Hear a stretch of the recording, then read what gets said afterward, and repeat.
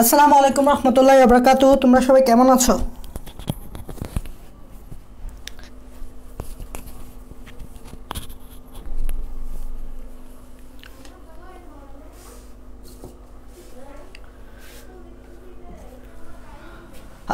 তোমরা সবাই কেমন আছো ভাই? আজকে আমরা জেনেটিক্সের সেকেন্ড লেকচার নিয়ে হাজির হয়েছি। আজকের লেকচারটা খুবই ইম্পর্টেন্ট, কারণ আজকের লেকচারটা যদি তোমরা ভালো মতো বুঝো তাহলে জেনেটিক্সের এই চ্যাপ্টারের বেসিক জিনিস তোমরা জেনে যাবা। আর এই চ্যাপ্টারের বেসিক জিনিস যখন তোমরা জেনে যাবা তখন সামনের লেকচারগুলো তোমাদের জন্য খুব ইজি হবে। তাই আজকের লেকচারটা গুরুত্বপূর্ণ, কারণ জেনেটিক্স সম্বন্ধে জানতে হলে কিছু শব্দ জানতে হয়, কিছু শব্দ সম্বন্ধে ভালোভাবে জানতে হয়, বিস্তারিত জানতে হয়, যেটা বই পড়লে অনেক সময় ক্লিয়ার ধারণা পাওয়া যায় না। তো আমি ওই ক্লিয়ার ধারণাটা দেওয়ার জন্য আমি হাজির হয়েছি, কারণ তোমরা জানো আমি বেসিক ছাড়া ক্লাস নিই না, আমার ক্লাসে বেসিক থাকবেই। সো জেনেটিক্সের যে মেইন শব্দগুলো আছে ওগুলো জানতে হলে তোমার ভালোভাবে বুঝতে হবে। শুধু বই পড়লে তুমি ওই সকল জিনিসগুলোকে ওভাবে চিন্তা করতে পারবে না। আমি তোমাকে চিন্তা করাবো এবং চিন্তা করে তোমার বেসিকটা ক্লিয়ার করাবো। তো তোমরা সবাই যুক্ত হয়ে যাও লাইভে, এবং তোমরা আমাকে বলো যে ভাইয়ার ভয়েস ঠিক ক্লিয়ার কিনা, ভিডিও ক্লিয়ার কিনা। এই দুইটা জিনিস, ভয়েস এবং ভিডিও ক্লিয়ার কিনা, এই দুইটা জিনিস যদি ক্লিয়ার হয় আমরা ধরো আজকে লেকচারটা শুরু করে দিব। প্রথমে আমরা আজকে এখান থেকেই পড়বো যে মেন্ডেলের মটরশুঁটি বেছে নেওয়ার কারণ। মেন্ডেলের মটরশুঁটি গাছ বেছে নেওয়ার কারণ। তোমরা জানো মেন্ডেল কিন্তু নর্মালি মটরশুঁটি নিয়ে গাছ করার কারণে, গবেষণা করার কারণে কিন্তু সফল হয়েছে। এখন তোমার আমার একটা প্রশ্ন জাগে, মেন্ডেল এই এত গাছ থাকতে পৃথিবীতে এত গাছ থাকতে মেন্ডেল কেন শুধু মটরশুঁটি গাছ নিয়েই গবেষণা করছিলেন? আসলে এটার ফায়দাতে কি, এটার লাভ কী হয়েছে সেটাই আমরা জানার চেষ্টা করব। তো আমরা আজকে প্রথমে এটা জানার চেষ্টা করব কেন মেন্ডেল মটরশুঁটি গাছটাই বেছে নিছে, অন্য কেন গাছ নয় কেন, আমরা সেটাই জানার চেষ্টা করব। তো তোমরা আমাকে দুইটা জিনিস এনশিওর করো, আমার কথা শোনা যাচ্ছে কিনা, ভয়েস ক্লিয়ার কিনা, দুইটা জিনিস বলো ভাইকে। এই দুইটা জিনিস কমেন্টে বলতে হবে যে আমার কথা শোনা যাচ্ছে কিনা এবং ভিডিও ক্লিয়ার কিনা।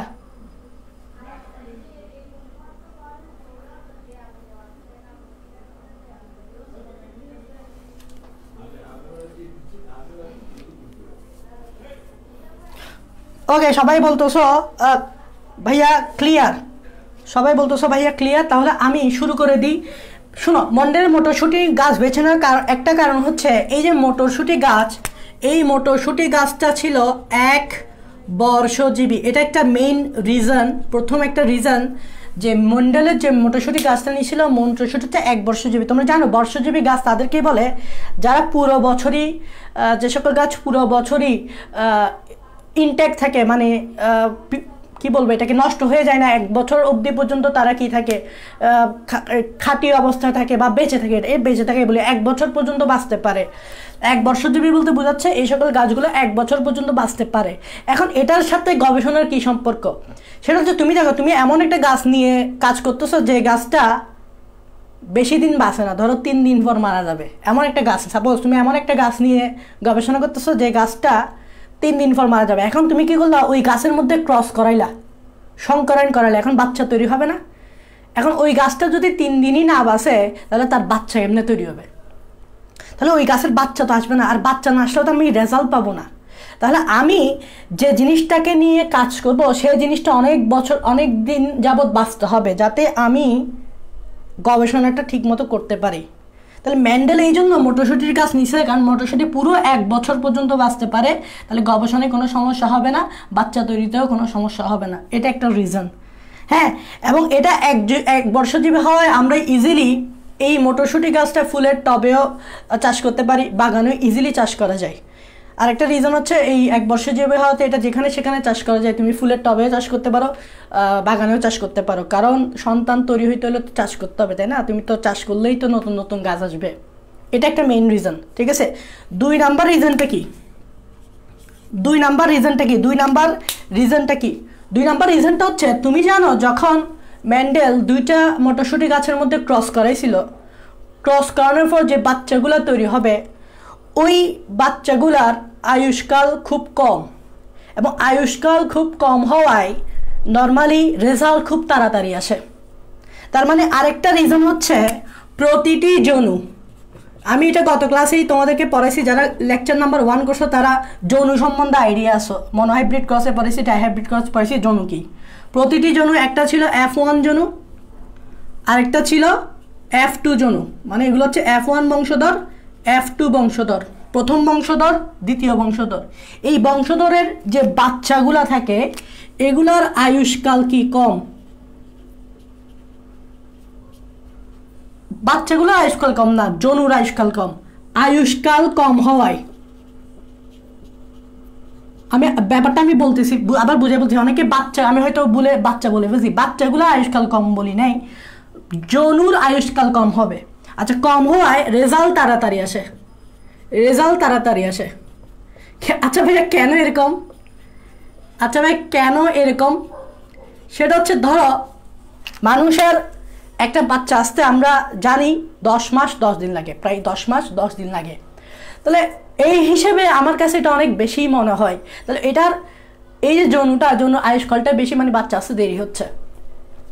কিন্তু ভাই মটরশুটির মধ্যে যখন তুমি ক্রস করাবা না, বাচ্চাগুলো খুব তাড়াতাড়ি পাবা। আর বাচ্চা যদি তাড়াতাড়ি পাও, রেজাল্টও তাড়াতাড়ি পাবা। কি বাচ্চা আসাটাই তো একটা রেজাল্ট, বাচ্চা আসাটাই হচ্ছে কি একটা রেজাল্ট। তাহলে এই যে যৌন বংশধরের যে আয়ুষ্কাল, এই যে প্রতিটি যৌনুর যে আয়ুষ্কাল, মানে আয়ুষ্কাল কম মানে হচ্ছে সময়কালটা কম। তো সময়কাল কম হওয়া মানে কি তাড়াতাড়ি বাচ্চা আসা, আর তাড়াতাড়ি বাচ্চা আসা মানে কি তুমি তাড়াতাড়ি রেজাল্ট দেখা। তো যদি আয়ুষ্কাল কম হয় তাহলে রেজাল্ট তুমি তাড়াতাড়ি দেখতে পারবা, কারণ গবেষণার ক্ষেত্রে রেজাল্ট একটা ফ্যাক্ট। এই জন্য মেন্ডেল এটা বেছে নেওয়ার আরেকটা কারণ যে রেজাল্ট তাড়াতাড়ি আসে। রেজাল্ট কি আসে, তাড়াতাড়ি আসে, মানে তাড়াতাড়ি বাচ্চা হয়, তাড়াতাড়ি কি বাচ্চা হয়, এটা একটা কারণ। আচ্ছা, 3 নাম্বার কারণটা কি? 3 নাম্বার কারণটা হচ্ছে ফুল উভলিঙ্গ। ফুল উভলিঙ্গ ফলে স্বপরাগায়ন ঘটে। আচ্ছা ভাই এটা একটু বুঝুন তো জিনিসটা কি। আচ্ছা তোমরা উভলিঙ্গ ফুল মানে বুঝো? এটা এগুলো এমন ফুল যেখানে পুং ফুলও আছে, পুং ফুলও আছে, স্ত্রী ফুলও আছে। পুং ও স্ত্রী ফুল, 2 ধরনের ফুল তুমি একই গাছে পাবা। একই গাছে তুমি পুরুষ ফুল পাবা, একই গাছে তুমি স্ত্রী ফুল পাবা। এই জন্য এটাকে বলা হচ্ছে উভলিঙ্গ। তোমরা জানো উভলিঙ্গ আমি তাদেরকে বলি যখন ছেলেও না মেয়েও না বুঝাই, দুইটাই বুঝাই, ছেলেও হতে পারে মেয়েও হতে পারে, দুইটাই বুঝাই, মানে ছেলেও মেয়ে এরকম দুটাই বুঝাই। দ্যাট মিনস এখানে উভলিঙ্গ বলতে হচ্ছে পুরুষ ফুলও আছে, স্ত্রী ফুলও আছে। যেমন এটা যদি একটা মটরশুঁটি গাছ হয়, এই মটরশুঁটি গাছে এটা হচ্ছে পুরুষ ফুল, এই সেম মটরশুঁটি গাছে এটা হচ্ছে স্ত্রী ফুল, এটা হচ্ছে পুং ফুল, এটা হচ্ছে স্ত্রী ফুল, এটাই বোঝাতে যাচ্ছে। আর এটা হইলে সুবিধা কি, সেটা হচ্ছে স্বপরাগায়ন ঘটে। তোমরা জানো স মানে কি? স মানে হচ্ছে নিজ বা একই। তার মানে দেখো বাইরে থেকে এখানে নিষেক হইতে হবে না বা পরাগায়ন হইতে হবে না। আরেকটা পরাগায়ন আমরা জানি পর পরাগায়ন, একটু একটু খেয়াল করবা। আরেকটা পরাগায়ন হচ্ছে পর পরাগায়ন। তোমরা কি জানো পর পরাগায়ন মানে কি? যখন দুইটা ভিন্ন উদ্ভিদের মধ্যে পরাগায়ন হয়। ধরো একটা হচ্ছে পুরুষ উদ্ভিদ, একটা পুরুষের মধ্যে আর একটা স্ত্রীর মধ্যে, পুরুষটা আলাদা স্ত্রী উদ্ভিদ আলাদা, পুরুষ উদ্ভিদ স্ত্রী উদ্ভিদ। তো একটা পুরুষ উদ্ভিদের পরাগরেণু একটা স্ত্রী উদ্ভিদের গর্ভমুণ্ডে পতিত হলে এটা পরপরাগায়ন হয়, মানে বাইরে থেকে, বাইরের একটা উদ্ভিদ থেকে আসতেছে। কিন্তু এখানে সেটা দরকার আছে না, কারণ একই গাছে পুরুষেরটাও আছে স্ত্রীরটাও আছে, তাহলে বাইরের থেকে দরকারটা কি? এ কি করবে, এখান থেকে যে পরাগরেণুটা, এই পরাগরেণুটা সুন্দর করে এই সেম গাছের স্ত্রীর গর্ভমুণ্ডে পতিত করে স্বপরাগায়ন করে দিবে, মানে নিজের পরাগায়ন করে দিবে। বুঝতে পারছো মানে সুবিধা আছে কিনা? বাইরে থেকে এসে পরাগায়ন করতে হচ্ছে না, একই গাছে 2 ধরনের ফুল থাকাতে একই গাছে পরাগায়ন হয়ে যাচ্ছে, যেটাকেই বলা হয় স্বপরাগায়ন। আশা করি পরাগায়ন আর স্বপরাগায়ন বুঝছো। এটার অ্যাডভান্টেজটা কি? স্বপরাগায়ন হলে অ্যাডভান্টেজটা কি? স্বপরাগায়ন হলে অ্যাডভান্টেজটা হচ্ছে নতুন কোনো চরিত্রের মিশ্রণ ঘটবে না, বা চরিত্রের কোনো মিশ্রণ ঘটবে না। চরিত্র আগেও যা ছিল পরেও তা থাকবে। ব্যাপারটা আমি বুঝাই। ধরে না একজন আমাকে একজন বলছে তুমি খুব ভালো, তুমি একদম পিওর, তুমি একদম পিওর একজন মানুষ, তুমি একজন পিওর একজন মানুষ। এই পিওর একজন মানুষ দ্বারা কি বোঝাচ্ছে জানো? যে সচরাচর যে ভেজাল বা দুষ্টু বালক বালিকাগুলা থাকে তাদের চরিত্রগুলা আমার চরিত্রের সাথে মিলে না। তার মানে তাদের চরিত্রগুলো তাদের জায়গায়, আমার চরিত্রগুলো আমার জায়গায়। আমি হচ্ছে একদম পিওর চরিত্রের একজন মানুষ। এখন ধরো কোনো কারণে একজন খারাপ লোকের সাথে হাঁটা চলা করার কারণে আমিও খারাপ হয়ে গেছি। তা খারাপ লোকের কারণে হাঁটা করার কারণে আমি খারাপ হয়ে গেছি কেন? কারণ খারাপ লোকের যে চরিত্রগুলো সেগুলো আমার মধ্যে চলে আসছে। তা আমার মধ্যে চলে আসলে চরিত্রের মিশ্রণ ঘটছে না? আর চরিত্র মিশ্রণ ঘটার কারণে আমি ভালো থেকে কী হয়ে গেছি? খারাপ হয়ে গেছি। আমি ভালো থেকে গেছি খারাপ হয়ে গেছি বা খারাপ হয়ে গেছি, এটা সুন্দর করে যে খারাপ হয়ে গেছি। তো ভালো থেকে খারাপ হয়ে গেছি কেন? চরিত্রের মিশ্রণ ঘটছে বলে। তাহলে আমি ভিন্ন একজন মানুষের খারাপ লোকের সাথে আসছি বিধায় আমি খারাপ হয়েছি চরিত্রের মিশ্রণের কারণে।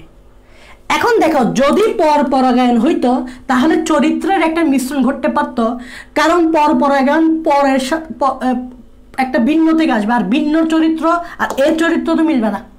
একটা ভিন্ন গাছের চরিত্র আর এর চরিত্র মিলবে না, তখন কিন্তু চরিত্রের মিশ্রণ ঘটতে পারতো। কিন্তু এখন একই গাছে যেহেতু পরাগায়ন হচ্ছে, একই গাছে চরিত্রের মিশ্রণ কখনো ঘটবে? কারণ এখানে কি কোনো ভিন্ন চরিত্র আছে? সেটা তো সেম গাছেরই। আমার চরিত্র তো আমারই, আমার চরিত্র মিশ্রণ তো কখনো ঘটবে না। আমার চরিত্র তো আমার কাছে, আমি যখন আরেকজনের কাছে যাব ও চরিত্র যদি আমি ধারণ করি তাহলে আমার চরিত্রের মিশ্রণ ঘটবে। তাহলে স্বপরাগায়নকালে কারণে চরিত্রের কোনো মিশ্রণ ঘটার কোনো সম্ভাবনা নাই, ফলে চরিত্রগুলো একদম পিওর থাকে। যেরকম আমি এখন পিওর ক্যারেক্টার আছি, পিওর ক্যারেক্টার, ঠিক সেমভাবে এই মটরশুঁটি গাছের যে বৈশিষ্ট্যগুলো একদম পিওর থাকে, একদম পিওর। বিকজ বাইরে থেকে পরাগায়ন হচ্ছে না, বাইরে থেকে পরাগায়ন না হলে তো তোমার চরিত্রের মিশ্রণ ঘটবে না, ফলে এদের ক্যারেক্টারগুলো একদম কী থাকে? পিওর থাকে। ধরো হয় লম্বা না হয় বাইটটা, হয় লম্বা না হয় বাইটটা। কখনো কি শুনছ লম্বার বাটির মাঝখানে? লম্বাও না বাইটটাও না, লম্বাও বাটির মাঝখানে, মাঝামাঝি, এরকম শুনছ? এরকম হচ্ছে না, এরকম হচ্ছে না, কারণ হচ্ছে এই জিনিসটা হচ্ছে না। তো এই জন্য মটরশুঁটি গাছটা খুব ভালো একটা বেনিফিট দেয় গবেষণার জন্য। দেখো, সিম্পল একটা জিনিস তোমাদেরকে বোঝানোর জন্য আমি কি বলছি, তুমি যদি বইয়ের লাইন পড়ে যাও এগুলোর মাহাত্ম্য কিছু বুঝবা না। তাহলে এখান থেকে আমরা একটা লাইন লিখতে পারি, 4 নম্বর একটা লাইন লিখতে পারি, স্বপরাগায়ন হয় বিদায়, স্বপরাগায়ন হয় বিধায় বাইরে থেকে চরিত্রের, বাইরে থেকে আসা চারিত্রিক বৈশিষ্ট্যের মিশ্রণ ঘটে না। চারিত্রিক বৈশিষ্ট্যের মিশ্রণ ঘটে না, বংশগত কি ঘটে না, ফলে বিশুদ্ধ চরিত্র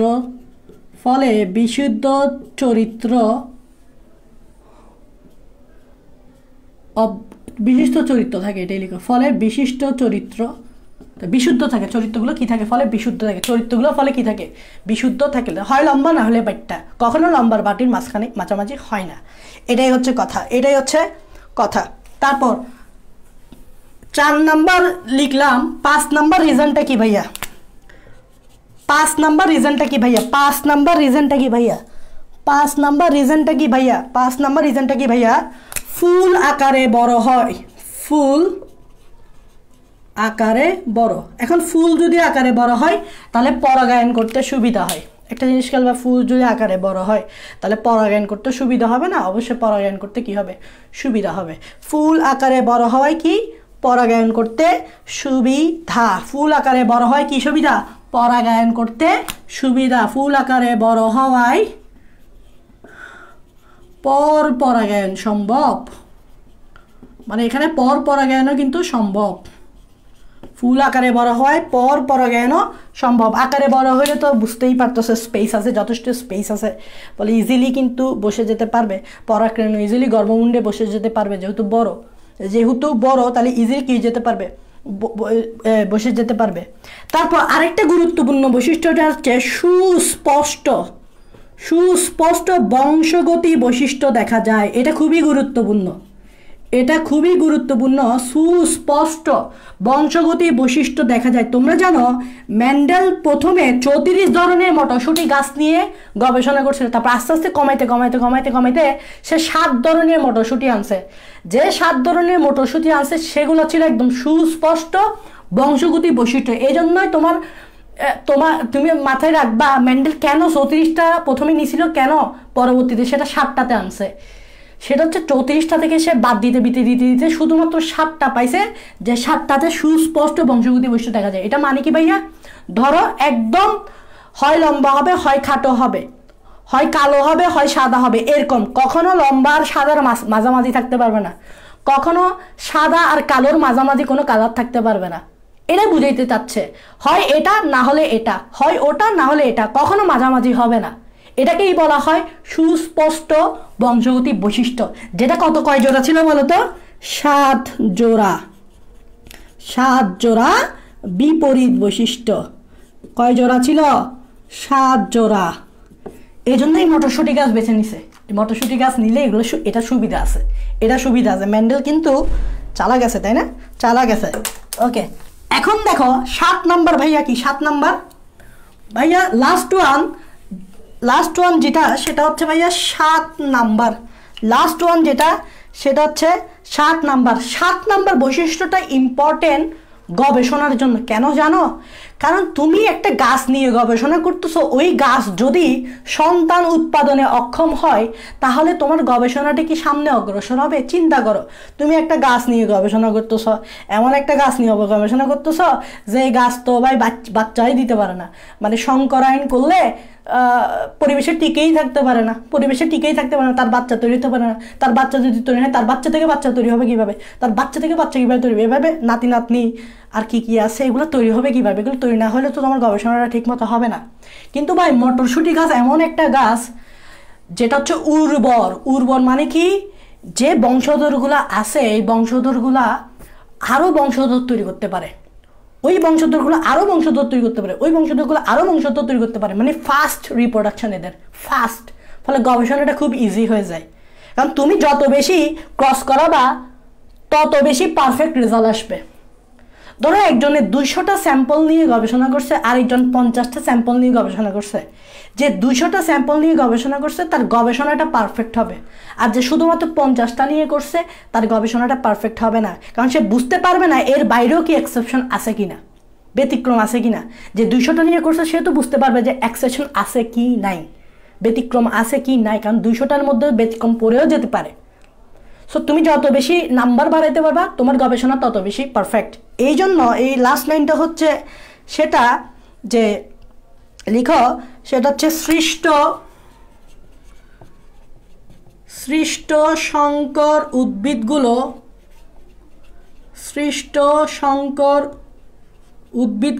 উর্বর।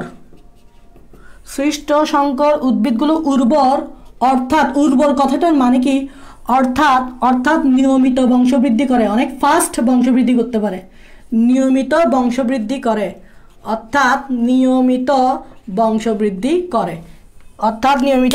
করে। এগুলাই হচ্ছে মেন্ডেলের, এগুলাই হচ্ছে ভাইয়া মেন্ডেলের মটরশুঁটি বেছে নেওয়ার কারণ। বুঝে পড়া যায় কিনা, মুখস্থ করতে হবে ঠিক আছে, কিন্তু তুমি যখন মুখস্থ করতে যাবা তোমাকে তাকে বুঝতে হবে। এই 7টা রিজনের কারণে এই মটরশুঁটি মেন্ডেল বাছে নিছে, যেগুলো অন্য উদ্ভিদে অ্যাডভান্টেজটা ছিল না। আই হোপ সবাই বুঝতে পারছো, এটা একদম সোজা। আই হোপ সবাই বুঝতে পারছো মেন্ডেল কেন মটরশুঁটি গাছ বেছে নিছে।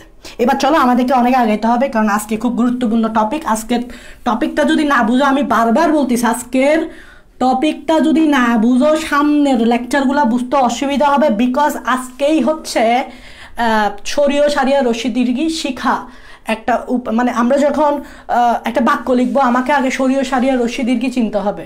তো আজকেই হচ্ছে জেনেটিক্সের সেই সরিয়ে সারিয়া রশ্মি দীর্ঘি যেটা তুমি শিখতে পারলে একটা বাক্য লিখতে পারবা জেনেটিক্সে, সো আজকের ক্লাসটা খুবই গুরুত্বপূর্ণ।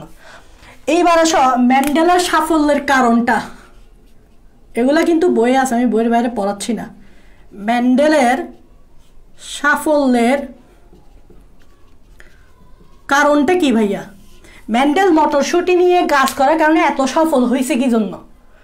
সে তো ব্যর্থ হইতে পারতো কিন্তু সে সফল কেন? সে নিজেকে ভাগ্যবান মনে করতেই পারে, কারণ সে মটরশুঁটি গাছ নিয়ে গবেষণা করছে। মটরশুঁটি গাছ নিয়ে গবেষণা করার কারণেই সে সফলতা লাভ করছে।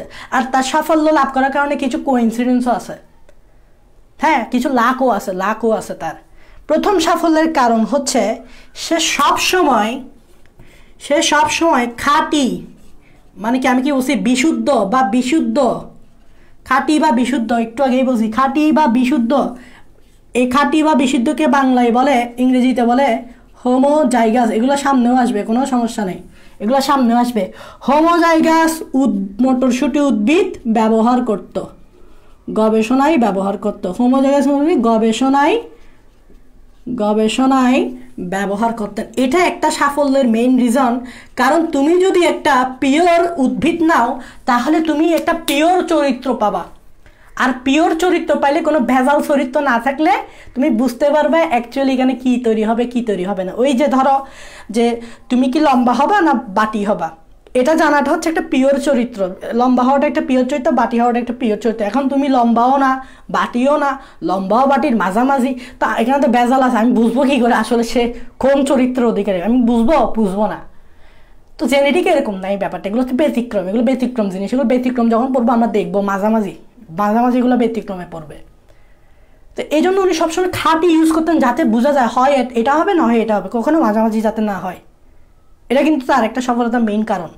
তারপর আরেকটা মেইন কারণটা কি, 2 নাম্বার, ওই যে মটরশুঁটি উদ্ভিদগুলো উনি ইউজ করছেন, ওই মটরশুঁটি উদ্ভিদের যে বৈশিষ্ট্যগুলো ছিল, বৈশিষ্ট্যের মধ্যে কোনো লিঙ্কড চরিত্র ছিল না। এই কথাটা আমি বুঝাচ্ছি, একটু আগে যা বলছি তাই লিখো জাস্ট। উনি কয় জোড়া বৈশিষ্ট্য পাইছিলেন? 7 জোড়া। বৈশিষ্ট্যকে তুমি চরিত্রও বলতে পারো, বাট তবু একটু ডিফারেন্স আছে, বৈশিষ্ট্য আর চরিত্রের মধ্যে একটু ডিফারেন্স আছে, আমি বুঝাবো দরকার শোনাই। 7 জোড়া বৈশিষ্ট্য না বলে আমি চরিত্র বলবো। 7 জোড়া চরিত্রের মধ্যে কোনোটাই লিঙ্ক চরিত্র ছিল না, এটা তার সাফল্যতা আরেকটা মেইন রিজন। কোনোটাই লিঙ্কড চরিত্র ছিল না। এখন তুমি আমাকে স্বাভাবিক জিজ্ঞেস করবা, ভাইয়া লিঙ্ক চরিত্র মানেটা কি? আমি তো বুঝাবো, তুমি না জিজ্ঞেস করলেও আমিও বুঝাবো। লিঙ্ক চরিত্র ছিল না। 7 জোড়া তো ছিল, সেটা আমরা দেখছি, আমি লিখেও দিছি 7 জোড়া কি কি। চরিত্রের মধ্যে কোনোটাই লিঙ্ক চরিত্র ছিল না। এখন লিঙ্ক চরিত্র মানে কি? লিঙ্ক মানে বুঝো, লিঙ্ক মানে কি? যখন দুইটা ভিন্ন জিনিস চলে আসে, বা সংযোগ চলে আসে, বা লিঙ্ক চলে আসে, একত্রিত হয়ে একটা ডিফারেন্ট একটা রেজাল্ট আসে। ধরে নাও এরকম যে তুমি এখানে লাল কালার নিলা আর এখানে নিলা সবুজ কালার, দুটোটা মিশানোর কারণে কি কালার আসে? মোটামুটি ধরে নাও খয়েরি কালার আসছে। ধরে নাও কি কালার আসছে? দেখো লিঙ্ক চরিত্র একদম বুঝা। প্রথমে ছিল লাল কালার, আর একটা নিচে সবুজ কালার, মিশাই দিলা, লিঙ্ক করার পর কি আসছে? খয়েরি আসছে। এখন বলো এরকম আসতেই হবে, এটাকেই বলা হয় লিঙ্কড। এরকম যদি খয়েরি কালার আসে, এটাকেই বলা হয় লিঙ্কড। মেন্ডেল বলতেছে না ভাইয়া, হয় লাল হবে না হয় সবুজ হবে, কখনো খয়েরি হইতে পারবে না। যদি খয়েরি হয় তাহলে আমি গবেষণা করবো কিভাবে? আমি গবেষণা কিভাবে করব যদি খয়েরি আসে? আমার হয় লাল আসতে হবে নাইলে সবুজ আসতে হবে, কখনো লাল আর সবুজের মাঝামাঝি মানে লিঙ্ক চরিত্র খয়েরি আসতে পারবে না। আসলে তো তখন আমি চিন্তায় পড়ছি, এই খয়েরিটা আসলো করতে গেলে ভাই, নিলাম লাল নিলাম সবুজ, খয়েরি করতে গিয়ে আসলো, এই আল্লাহ বলি দাও, নিলাম লাল নিলাম সবুজ, খয়েরিটা করতে গিয়ে আসলো, একটু বলে দাও। এখন তুমি বেজালে পড়বে না? বেজালে পড়বে কিনা? অবশ্যই পড়বা। তো তোমার মতে হয় লাল আসতে হবে, হয় সবুজ আসতে হবে, কখনো লিঙ্ক চরিত্র আসতে পারবে না। এবং মেন্ডেল ওয়াজ লাকি যে মেন্ডেল যে 7 জোড়া চরিত্র নিছে, এগুলো কোনোটাই এরকম লিঙ্ক চরিত্র ছিল না। হয় লাল আসতো না হয় সবুজ আসতো, হয় লম্বা আসতো না হয় খাটো আসতো, হয় মোটা আসতো না হয় চিকন আসতো, মাঝামাঝি কখনো চরিত্র আসতো না। এটাই হচ্ছে তার মেইন রিজন, এটাই হচ্ছে তার সাফল্যের আরেকটা মেইন রিজন। ওকে, 3 নম্বরে যে সাফল্যের মেইন কারণ সেটা হচ্ছে প্রতি জোড়া বৈশিষ্ট্যের একটি আরেকটির উপর প্রকট। ভালোভাবে খেয়াল করবে, এগুলো এমনিও বুঝবা সামনে। প্রতি জোড়া বৈশিষ্ট্যের একটি আরেকটির উপর প্রকট, একটি আরেকটির উপর প্রকট। এই কথাটা আমি এখনই বুঝাইছি, এই কথাটা আমি এখনই বুঝেছি, সেটা হচ্ছে হয় সবুজ হয় লাল, সবুজ অর লাল, কিন্তু কখনো খয়েরি আসা যাবে না, খয়েরি আসা যাবে না, হয় এটা হয় এটা। তাহলে দেখো খয়েরি তো আসা যাবে না, ঠিক আছে। এখন খেয়াল রাখবা এই দুইটার মধ্যে তো একটাই হবে, তাই না?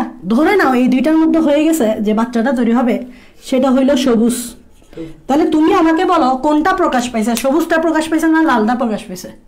কোনটা প্রকাশ পাইছে? সবুজটা প্রকাশ পাইছে। তাহলে প্রকট কোনটা, এইটা না এইটা? যেটা প্রকাশ পাইছে সেটাই প্রকট, তাহলে সবুজটাই হচ্ছে প্রকট। এই জন্য মেন্ডেল যে বৈশিষ্ট্যগুলো নিছ একটি আরেকটির উপর প্রকট, তার মানে সবুজ লালের উপর প্রকট, দ্যাটস ওয়াই সবুজ প্রকাশ পাইছে। দেখো মেন্ডেল যেগুলো নিয়ে গবেষণা করছে সেগুলো পিওর ছিল, সেগুলো এরকম ছিল বিধায় মেন্ডেল লাকি ছিল, এটাই বুঝাইতে চাচ্ছে। এগুলো সামনেও বুঝবা, সমস্যা নাই। তাহলে আমরা 3টা রিজন জানতে পারছি, আরও রিজন জানবো আমরা। 3টা রিজন জানতে, মাত্র তো ক্লাস শুরু করলাম, 3টা রিজন জানতে পারলাম, আরও রিজন জানতে পারবো। সেটা হচ্ছে 4 নাম্বার রিজন, যেটা সেটা হচ্ছে এটা লিখো মটরশুঁটি, মটরশুঁটি, মটরশুঁটির ডিপ্লয়েড কোষে, মটরশুঁটির ডিপ্লয়েড কোষে, আমার লেখা একটু বাজে আসতেছে, আমার কথাটা ফোকাস দিবা, আমার কথা ফোকাস দিবা, মুখে কি জন্য উচ্চারণ করে দিচ্ছি যাতে লিখতে পারো। 7 জোড়া ক্রোমোজোম, 7 জোড়া ক্রোমোজোম থাকে। দেখো এটা একটু মজার, কিন্তু 7 জোড়া ক্রোমোজোম থাকে। কেন জানো 7 জোড়া ক্রোমোজোম থাকে? অ্যাকচুয়ালি কয় জোড়া চরিত্র, চরিত্র কয় জোড়া? চরিত্র কয় জোড়া? 7 জোড়া।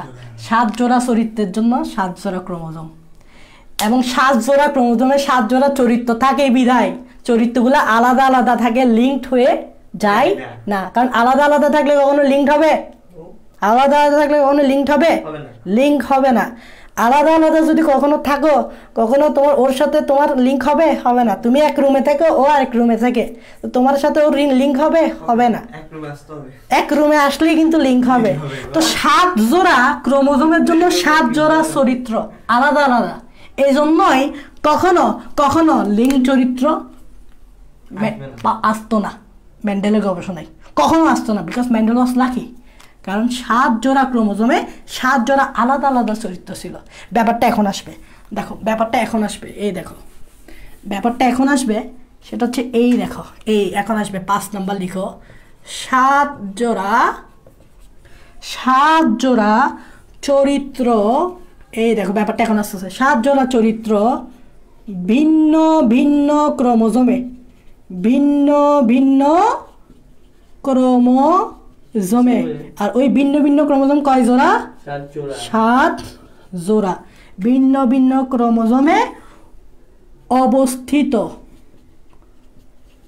ছিল বলেই, অবস্থিত ছিল কেন, এটা তো থাকবেই, উপস্থিত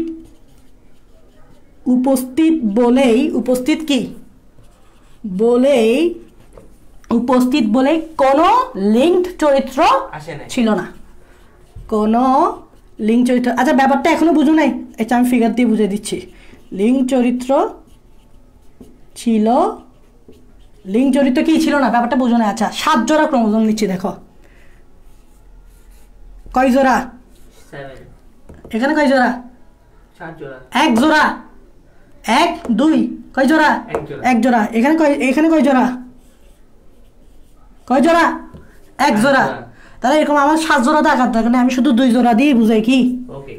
এখন এই জোড়ায় দেখো, এই জোড়ায় ধরো একটা বৈশিষ্ট্য ছিল, সেটা হচ্ছে এরকম উচ্চতার, সেটা হচ্ছে কিরকম উচ্চতার বৈশিষ্ট্য।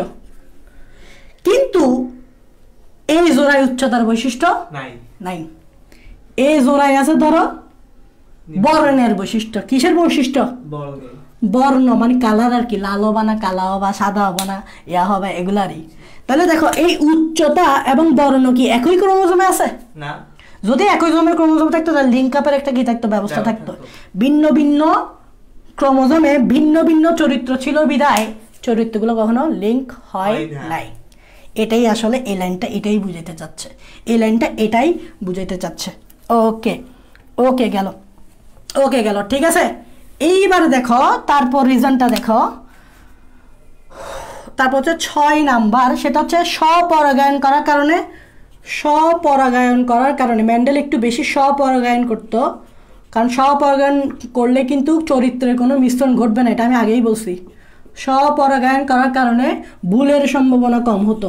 আমি বারবার বলছি মেন্ডেল সবসময় চাইতো একটা বিশুদ্ধ চরিত্র যাতে পায়, ভুলের সম্ভাবনা কমে যেত। আর বিশুদ্ধ চরিত্র পেতে হলে তোমাকে অবশ্যই স্বপরাগায়ন করতে হবে, এটা আমি আগেই বুঝেছি, তো এখানে আমি আর এত জোর দিয়ে বুঝাচ্ছি না।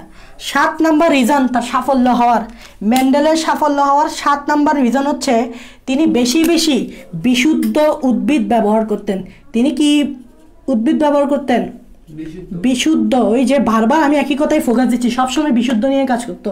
বিশুদ্ধ মটরশুঁটি উদ্ভিদ ব্যবহার করতেন, 7 নাম্বার রিজন। 8 নাম্বার রিজন কি? 8 নাম্বার রিজন কি? তিনি কোনো সিদ্ধান্তে পৌঁছানোর আগে বারবার অনেক উদ্ভিদে পরীক্ষা চালিয়ে যেতেন। অনেক সময় কি হয়, আমরা একটু অধৈর্য হয়ে পড়ি, সেটা হচ্ছে কম পরীক্ষা করি, কম ওই পরীক্ষাতে যে রেজাল্টটা পাই সেটা সাথে সাথে হাই হুল্লার করে দিই, করে একটা সিদ্ধান্তে চলে আসে যে না হুররে আমি একটা জিনিস আবিষ্কার করে বলছি, আমি একটা জিনিস আবিষ্কার করে বলছি। এখন তোমার আবিষ্কারটা আসলে পারফেক্ট কিনা সেটা জানতে হলে বেশি বেশি উদ্ভিদে করতে হবে। তুমি যত বেশি উদ্ভিদে করবা, রেজাল্ট যদি সেম আসে আস্তে আস্তে, তাহলে বুঝতে পারবে না রেজাল্টটাই ঠিক আছে, কোনো ব্যতিক্রম নাই, কোনো ব্যতিক্রম নাই। এটাকে বলে স্যাম্পলিং সাইজ। স্যাম্পলিং সাইজ যত বড় হবে রেজাল্ট তত বেশি পারফেক্ট হবে। মেন্ডেল কি করতো, বেশি বেশি উদ্ভিদে কি করতো, ক্রস করাইতো, আর ক্রস করে দেখতো প্রায় সবগুলো রেজাল্টই সেম হইতো। এই জন্য মেন্ডেল বেশি শিওর ছিল যে না এতগুলো উদ্ভিদে ক্রস যেহেতু করাচ্ছি, সব জায়গায় যেহেতু সেম রেজাল্ট আসতেছে, তাহলে আসলেই এটাই আসলে আমার গবেষণাটা ঠিক আছে। তাহলে স্যাম্পলিং সাইজ বলে এটাকে। স্যাম্পলিং সাইজ যত বড়, মানে যত বেশি উদ্ভিদে তুমি কি করাবা, পরীক্ষা করবা, তত বেশি সাফল্য বা তত বেশি ভালো রেজাল্ট আসবে। ঠিক আছে না? ঠিক আছে না? এটাই হচ্ছে 8 নম্বর কারণটা। তাহলে কি লিখবা 8 নম্বর কারণ? এটাই লিখো যে কোনো সিদ্ধান্তের পৌঁছানোর আগে তিনি অনেক উদ্ভিদে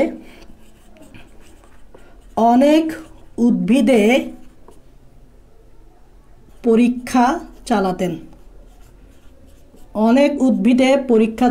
অনেক উদ্ভিদে যখন গবেষণা করা হয় এটাকে বলা হয় স্যাম্পলিং সাইজ বড়। এটাকে বলা হয় স্যাম্পলিং সাইজ বড়। স্যাম্পলিং সাইজ বড় মানে হচ্ছে তুমি যখন অনেকগুলো স্যাম্পল নিয়ে কাজ করবা, অনেকগুলো স্যাম্পল নিয়ে কাজ করলে রেজাল্টও তত বেশি পারফেক্ট আসবে, পারফেক্ট আসবে। সো উনি কোনো সিদ্ধান্ত পৌঁছানোর আগে বেশি বেশি কি করতো। এখন বলো, তুমি এত গবেষণা করতেছো ভাইয়া, কিন্তু গবেষণাগুলো যদি তুমি রেকর্ড না করো হবে? গবেষণা রেকর্ড না করলে হবে নি? গবেষণা রেকর্ড না করলে হবে? কি গবেষণা করছো এগুলো যদি লিখে না রাখো, তুমি কি আইনস্টাইন নাকি যে তোমার মনে থাকবে? সেটা হচ্ছে এই জন্য উনি কি করতো ভাই, ফলাফল লিপিবদ্ধ করতো, মানে রেকর্ড করতো, ফলাফল লিপিবদ্ধ করতো। এখন শুধু ফলাফল লিপিবদ্ধ করলে হবে? একটা সিদ্ধান্ত আসতে হবে না? আসল কাহিনীটা কিভাবে সিদ্ধান্ত একটা বলতে হবে না, বা একটা ব্যাখ্যা করতে হবে না কাউকে যে আমি এটাই করছি, ওরকম করছি, কি আসছে দেখাও, এরকম কিছু বলতে হবে না। মনে রাখবা, তুমি যখন গবেষণা করবে, গবেষণার রেজাল্ট যখন তোমাকে দিতে হবে, তখন তোমাকে সবসময় স্ট্যাটিস্টিক্সের সাহায্য নিতে হবে। তোমরা কি জানো স্ট্যাটিস্টিক্স কি? ওই যে তোমরা গড় করো, ওই যে তোমরা আর কি আছে, গড় করো, মানে ওই যে পরিসংখ্যান, স্ট্যাটিক্স মানে পরিসংখ্যান, ওই পরিসংখ্যানের মাধ্যমে তিনি কি করছেন, ফলাফল ব্যাখ্যা করছেন। স্ট্যাটিস্টিক্স বা পরিসংখ্যান, স্ট্যাটিক্সের সাহায্যে ফলাফল ব্যাখ্যা। এই 10টা কারণেই মেন্ডেল সাফল্য লাভ করছে। দেখো, আমি যেভাবে পড়াইছি এটা চাইলে আমি তোমাদেরকে বলতাম তোমরা ঘরে বসে রিডিং পড়ি ফেলো, এখানে বোঝানোর কিছু নাই। অ্যাকচুয়ালি কি তোমরা কি এখন বুঝতে পারছো আসলে এখানে বোঝার কিছু আছে কিনা? এই জন্য বায়োলজি যখন তুমি পড়বা, অনেকটা মনে হবে এটা একটা বাংলা বই, রিডিং পড়ে যাবো, খালি রিডিং সকিনা কি করছে, জরিনা কি করছে, এভাবে রিডিং পড়ে যাবো। নট বাংলা দ্বিতীয় পত্র তো কঠিন, কারণ এখানে গ্রামার টামার আছে। বাংলা প্রথম পত্র একটু রিডিং পড়ে যাবে, গল্পের বইয়ের মতো মনে করো, তো তাই তোমরা রিডিং পড়ে যাও। কিন্তু লাইনগুলো যে এটা তো একটা বিজ্ঞান যেখানে লজিক সেখানে, রিডিংগুলোতেই হবে না, বিজ্ঞান যেখানে লজিক সেখানে, তাহলে এখানে তো লজিক আছে ভাই, লাইনগুলোর মানে আছে ভাই, তো তোমাকে বুঝতে হবে। তাহলে ভাইয়া এই দুইটা জিনিস শিখে ফেললাম। এইবার আসো আমাদের মেইন পড়াতে ঢুকে যাব। মেইন পড়াটা কি ভাইয়া? কমেন্ট দেখা যাচ্ছে কিনা দেখতো, কি কি কি কমেন্ট করতেছে? করতেছে মানে এটা শো করতেছে না, এখন সমস্যা করে। ওকে ওকে ওকে ভাইয়া, এবার আসো, এইবার বেশি বেশি মনোযোগ দিবা, বেশি মনোযোগ দিবে। এবার বেশি মনোযোগ না দিলে হবে না। আচ্ছা আজকে তো 31 না, কিছুক্ষণ বাদে তো মনে হয় গান বাজনা শুরু হয়ে যাবে, ঢোল বাজানো শুরু হয়ে যাবে, টিয়া ফাটবে। আমি তাড়াতাড়ি ক্লাসটা একটু পড়াই দিবা যে। দেখো এবার একটা গুরুত্বপূর্ণ জিনিস,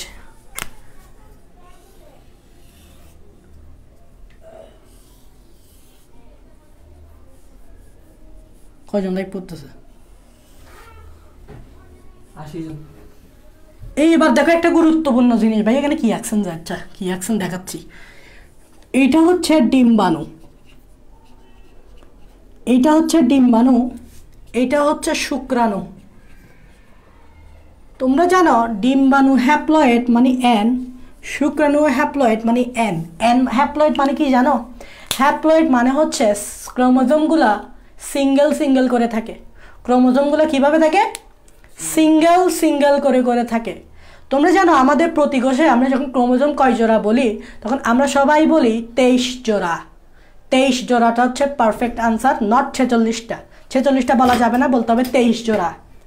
আর যখন আমরা শুক্রাণু ডিম্বাণুর ক্রোমোজোম সংখ্যা বলি, তখন জোড়া বলবো না, তখন সিঙ্গেল বলবো। তাহলে সিঙ্গেল হলে তখন 23 জোড়া হবে না, তখন হবে 23টা। তখন হবে কি?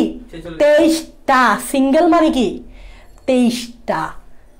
তার মানে আমরা নর্মালি যখন প্রতি কোষের কথা বলি তখন 23 জোড়া হয়, আর যখন আমাদের শুক্রাণু ডিম্বাণুর কথা বলি তখন যেহেতু হ্যাপ্লয়েড সিঙ্গেল যেহেতু, তাহলে তখন 23টা বলতে হবে, নট 23 জোড়া। তো এখানে তাহলে ক্রোমোজোম থাকবে 23টা। কয়টা থাকবে? 23টা। এখানে 23টা, এখানে 23টা, আর এই দুইটা মিলে কত হবে? 46টা। তাহলে দেখো আমি এখানে একটা ক্রোমোজোম আঁকলাম, এটার নাম দিলাম 1 নাম্বার ক্রোমোজোম। আরেকটা একটু লাল করে দিই, নাইলে বুঝবো না। এখানে আরেকটা ক্রোমোজোম কি আঁকলাম, এটা হচ্ছে কয় নাম্বার ক্রোমোজোম? এভাবে কয়টা থাকবে? এভাবে থাকবে 23টা। এভাবে থাকবে কয়টা? 23টা।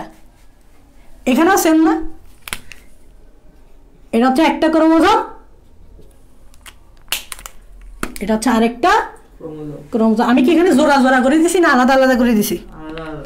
আলাদা আলাদা করে দিছি। খেয়াল করো, জোড়া জোড়া করে দিলে দুইটার একসাথে কাছাকাছি আনতাম, তাই না? খেয়াল রাখবা। 23টা আছে, আমি তো 23টা রাখতে পারবো না, বুঝতেই পারতেছ। দেখো শুক্রাণু আসে কার থেকে? তোমার বাবা থেকে। শুক্রাণু আসে কার থেকে? তোমার বাবা থেকে। ডিম্বাণু আসে কার থেকে?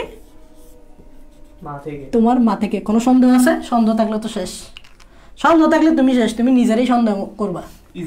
সন্দেহ থাকলে তুমি নিজেই কোনো সাইড টক করা যাবে না। সন্দেহ থাকলে তুমি নিজেকেই সন্দেহ করতেছো, সন্দেহ করা যাবে না। শুক্রাণু আসবে বাবা থেকে, ডিম্বাণু আসবে মা থেকে, কোনো সন্দেহ নাই। এখন এই শুক্রাণু আর ডিম্বাণু মিলে কি হবে?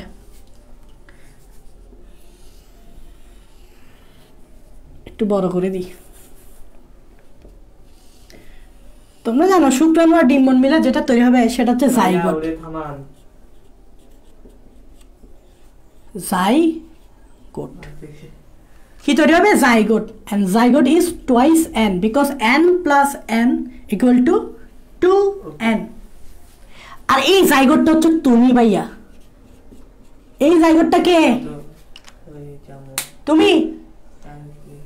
বাবা আর মা থেকে কে আসবে? তুমি। বাবা আর মা থেকে কে আসবে? তুমি। বুঝা গেছে? তাহলে এটা কে? তুমি।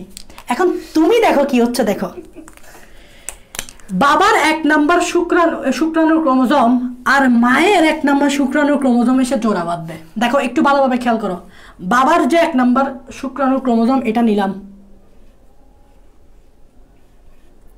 বাবার 1 নাম্বার শুক্রাণুর ক্রোমোজোম, মায়ের সেম নাম্বার ক্রোমোজোম নিলাম, নিয়ে জোড়া বাঁধাইলাম। নিয়ে কি বাঁধাইলাম? জোড়া বাঁধাইলাম। এবার এদিকটা আসো, এই ক্রোমোজোমটা আসো, বাবার 2 নাম্বার শুক্রাণুর ক্রোমোজোম নিলাম, নিজেকে হিজড়া বললো কি? এবং মায়ের 2 না, তুই মনে মনে পড়ে এগুলা 2 নাম্বার শুক্রাণু ক্রোমোজোম ডিম্বাণু ক্রোমোজোম নিলাম, নিয়ে কি বানালাম? জোড়া বাঁধালাম। কি বানালাম? জোড়া বাঁধালাম। তাহলে আমাকে বলো এইটা আসছে কার থেকে? বাবা থেকে। এটা আসছে কার থেকে? পিতা থেকে। এটা আসছে কার থেকে? মাথা থেকে। সেম ভাবে এটা আসছে কার থেকে? মাথা থেকে। এটা আসছে কার থেকে? পিতা থেকে। তাহলে আমরা সবসময় ক্রোমোজোমগুলা পাই অ্যাকচুয়ালি মা বাবার থেকে, আর আমার মা পাই নানা নানি থেকে, আমার বাবা পাই দাদা দাদি থেকে। এরকম বুঝতে হবে তার তার আব্বা আম্মার কি। আমার আব্বা আম্মা থেকে আমি পাই, তার আব্বা আম্মা থেকে সে পাই, তার আব্বা আম্মা থেকে সে পাই। ঠিক আছে, বুঝা গেছে? তার মানে তুমি সব সময় একটা নাও বাবা থেকে, একটা নাও মা থেকে, এভাবে কয় জোড়া থেকে? 23 জোড়া। বাট এখানে আমি কয় জোড়া দেখাইছি? যে 2 জোড়া। দেখো 1 জোড়া 2 জোড়া। এরকম কয় জোড়া থাকে? 3 জোড়া। এরকম কয় জোড়া থাকে বলো? 3 জোড়া। এই যে জোড়া জোড়া ক্রোমোজোমগুলো দেখতেছ, এটাই গুরুত্বপূর্ণ। এই জোড়া জোড়া ক্রোমোজোমগুলোকে বলে, এই জোড়া জোড়া ক্রোমোজোমগুলোকে বলে, এই দেখো এই 1 নাম্বারটা, আমি শুধু এটাই নিচ্ছি, এই 1 নাম্বারটা, এটা পিতা থেকে, এটা মাথা থেকে। এটা পিতা থেকে, এটা মাথা থেকে, এটা পিতা থেকে মাথা থেকে। বুঝা গেছে? এগুলাকে বলা হয় হোমোলোগাস ক্রোমোজোম জোড়া। খুবই ইম্পর্টেন্ট, কারণ এটা না জানলে তুমি অনেক কিছুই জানবা না। হোমোলোগাস ক্রোমোজোম জোড়া, এগুলোকে কি বলে? হোমোলোগাস ক্রোমোজোম জোড়া। ভাই হোমোলোগাস ক্রোমোজোম জোড়া মানে কি? হোমোলোগাস ক্রোমোজোম জোড়া মানে কি? হোমোলোগাস ক্রোমোজোম জোড়া মানে হচ্ছে একটা পিতা থেকে আসবে, একটা মাথা থেকে আসবে। পিতা থেকে এবং মাথা থেকে সে জোর বাঁধবে, এটাই হোমোলোগাস। শুধু এতটুকু জানলে হবে না, হোমোলোগাস মানে এটা কি জানতে হবে। হোমো মানে হচ্ছে সমান, আর লোগোস শব্দটা আসছে লোগো থেকে। তোমরা লোগো মানে জানো না? লোগো লাগাও না? লোগো, লোগো মানে কি? আকার আকৃতি। লোগো মানে কি রে? লোগো মানে কি? আকার আকৃতি। এখন তুমি বলো বাবার শুক্রাণু যতটুকু হাইটের, মায়ের বাবার ক্রোমোজোম যতটুকু হাইটের, মায়ের ক্রোমোজোম ততটুকু হাইটের কিনা? সমান আকার, মিলে গেছে। বাবার শুক্রাণু দেখতে, ক্রোমোজোম দেখতে যেরকম, মায়ের ক্রোমোজোম দেখতে সেরকম কিনা? তাহলে আকৃতিও মিলে গেছে। তো এরকম যদি বাবার এবং মায়ের দোনোটা সমান হয় সবকিছু, মানে আকার বলো আকৃতি বলো, তখনই তুমি এগুলোকে বলবা হোমোলোগাস ক্রোমোজোম জোড়া। কি বলবা? হোমোলোগাস ক্রোমোজোম জোড়া। কি বলবা? হোমোলোগাস ক্রোমোজোম জোড়া। বুঝা গেছে? এবং এই হোমোলোগাস ক্রোমোজোম জোড়া তোমাদেরকে যখন আমি কোষ বিভাজন পড়াইছি, মনে করে দেখো, এই হোমোলোগাস ক্রোমোজোম জোড়াগুলো আমরা দেখি মিওসিস ওয়ানের, তোমরা একটু মনে করে পিছনে যাও, জাইগোটিন উপপর্যায়ে। এগুলো আমরা কোথায় দেখি? মিওসিস ওয়ানের কোথায়? জাইগোটিন উপপর্যায়ে। তোমাদের কি মনে পড়তেছে আমরা যখন মিওসিস 1 পড়াইছিলাম তখন তোমাদেরকে আমি দেখাইছিলাম জাইগোটিনে হোমোলোগাস ক্রোমোজোম জোড়ার সৃষ্টি হয়। তাহলে এই যে হোমোলোগাস ক্রোমোজোম জোড়া, এগুলো অ্যাকচুয়ালি তুমি দেখতে পাবে মিওসিসের সময়। কখন দেখতে পাবে? মিওসিস কোষ বিভাজনের সময়। এই ঘটনাগুলো আমরা মিওসিস কোষ বিভাজনের সময় দেখি এবং জাইগোটিন উপপর্যায়ে দেখি মূলত। এতটুকু তো তোমাদের ক্লিয়ার। শুক্রাণু ডিম্বাণু মিলে কি হয়, একটা বাবা থেকে কেমন আসে, একটা মা থেকে কেমন, আজকে ক্লিয়ার হয়েছ? কিভাবে বাবা থেকে আসে, কিভাবে মা থেকে আসে, আজকে ক্লিয়ার হয়েছ? আই হোপ তোমরা আজকে ক্লিয়ার হয়েছো কিভাবে পিতা থেকে আসে, কিভাবে মাথা থেকে আসে। এখন ব্যাপারটা আমি তোমাদেরকে এখানে আরেকটু বোঝাচ্ছি। ব্যাপারটা আমি তোমাদেরকে এই হোমোলোগাস ক্রোমোজোম জোড়াটা তোমাদেরকে আমি আরেকটু বোঝাচ্ছি সুন্দর করে। তোমাদেরকে আমি আরেকটু সুন্দর করে বোঝাচ্ছি। কমেন্ট পড়া যাচ্ছে না? ওকে, এই দেখো একটু বড় করে বোঝাচ্ছি।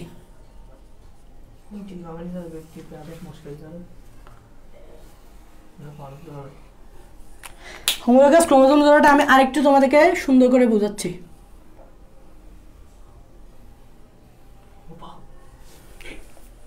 হোমোলোগাস, এই দেখো হোমোলোগাস বলছে কি, এটা আসবে পিতা থেকে, এটা আসছে ধরো মা থেকে। এটাকে আমরা কি বলবো? হোমোলোগাস মানে কি? সমান আকার আকৃতি। হোমোলোগাস ক্রোমোজোম জোড়া। ঠিক আছে। এখন হোমোলোগাস ক্রোমোজোমগুলো কখন হবে সেটাই আমি তোমাদেরকে একটু বুঝাবো। যখন সমান আকার আকৃতি হবে। রাহাত বলতো সমান আকার আকৃতি কি না? আকার মানে কি? সাইজে কেমন? দোনোটা সেম না সাইজে? আকৃতি মানে কি? শেপ কিরকম? শেপও সেম না? সেম। দেখো আমরা যখন আকৃতি বলি, ক্রোমোজোমের আকৃতি 4 ধরনের হয়, VLJI, মনে আছে তোমাদের? Metacentric, sub metacentric, acrocentric and telocentric. এটাই হচ্ছে ক্রোমোজোমের শেপ। ধরো এটা যদি মেটাসেন্ট্রিক হয়, এটাও কি হবে? মেটাসেন্ট্রিক। আকৃতি মানে এটা বুঝাই। এটা যদি ট্যালোসেন্ট্রিক হয় তাহলে এটাও কি হবে? ট্যালোসেন্ট্রিক, এটাই বুঝাই। এটা যদি অ্যাক্রোসেন্ট্রিক হয় এটাও কি হবে? অ্যাক্রোসেন্ট্রিক, এটাই মানে আকৃতি বোঝাচ্ছে। তারপর আর কি ভাইয়া সেম হইতে হবে? সব সমান হইতে হবে, নাম্বার একই হইতে হবে। ক্রোমোজোম নাম্বার কি হইতে হবে? আমরা কি দেখাইছিলাম না সব ওখানকার ক্রোমোজোম নাম্বার 1 আসছিল? ওখানকার ক্রোমোজোম নাম্বার কি আসছিল? 1 আসছিল। তাহলে এটাও যদি 1 নাম্বার ক্রোমোজোম হয়, এটাও কি ছিল? 1 নাম্বার ক্রোমোজোম ছিল। তার মানে ক্রোমোজোম নাম্বারও সেম কিনা? বাবার ক্রোমোজোম নাম্বার যেটা ছিল, মায়ের ক্রোমোজোম নাম্বারও কি সেটা? ক্রোমোজোম নাম্বারও সেম। দেখো এর আগে আমি দেখাই দিছি। আচ্ছা ভাইয়া আর কি সেম হবে? সবই তো সেম। আর কি সেম হবে সেটা হচ্ছে এই কথাটা, যদি এখন যে কথাটা বলবো এটা বোঝা মানে তুমি জেনেটিক্সে অনেক কিছু বুঝে গেছো। সেটা হচ্ছে একটু ফোকাস দিবা। এটা বোঝা মানে তুমি এখন জেনেটিক্সের প্রায় 40% বুঝে গেছো, মস্কারি না। একটি নির্দিষ্ট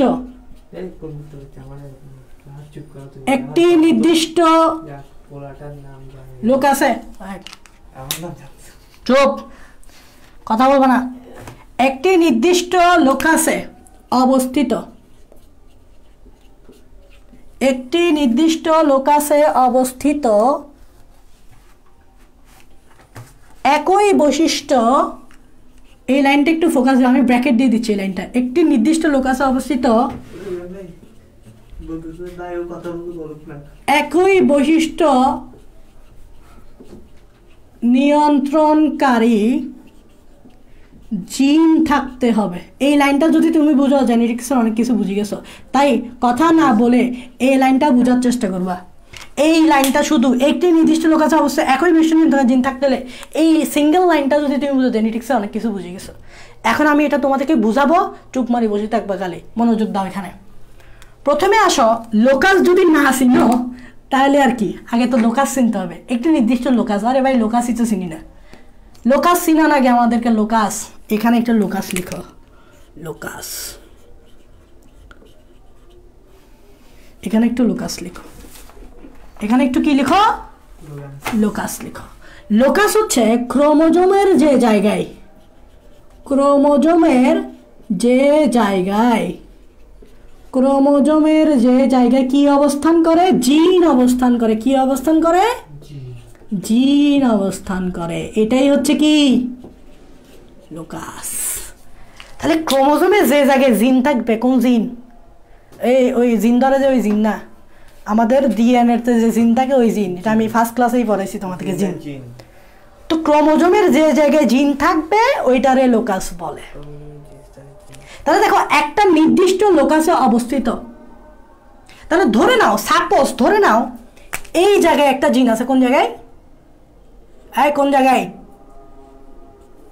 কোন জায়গায় রে? এই জায়গায় একটা জিন আছে ধরে নাও।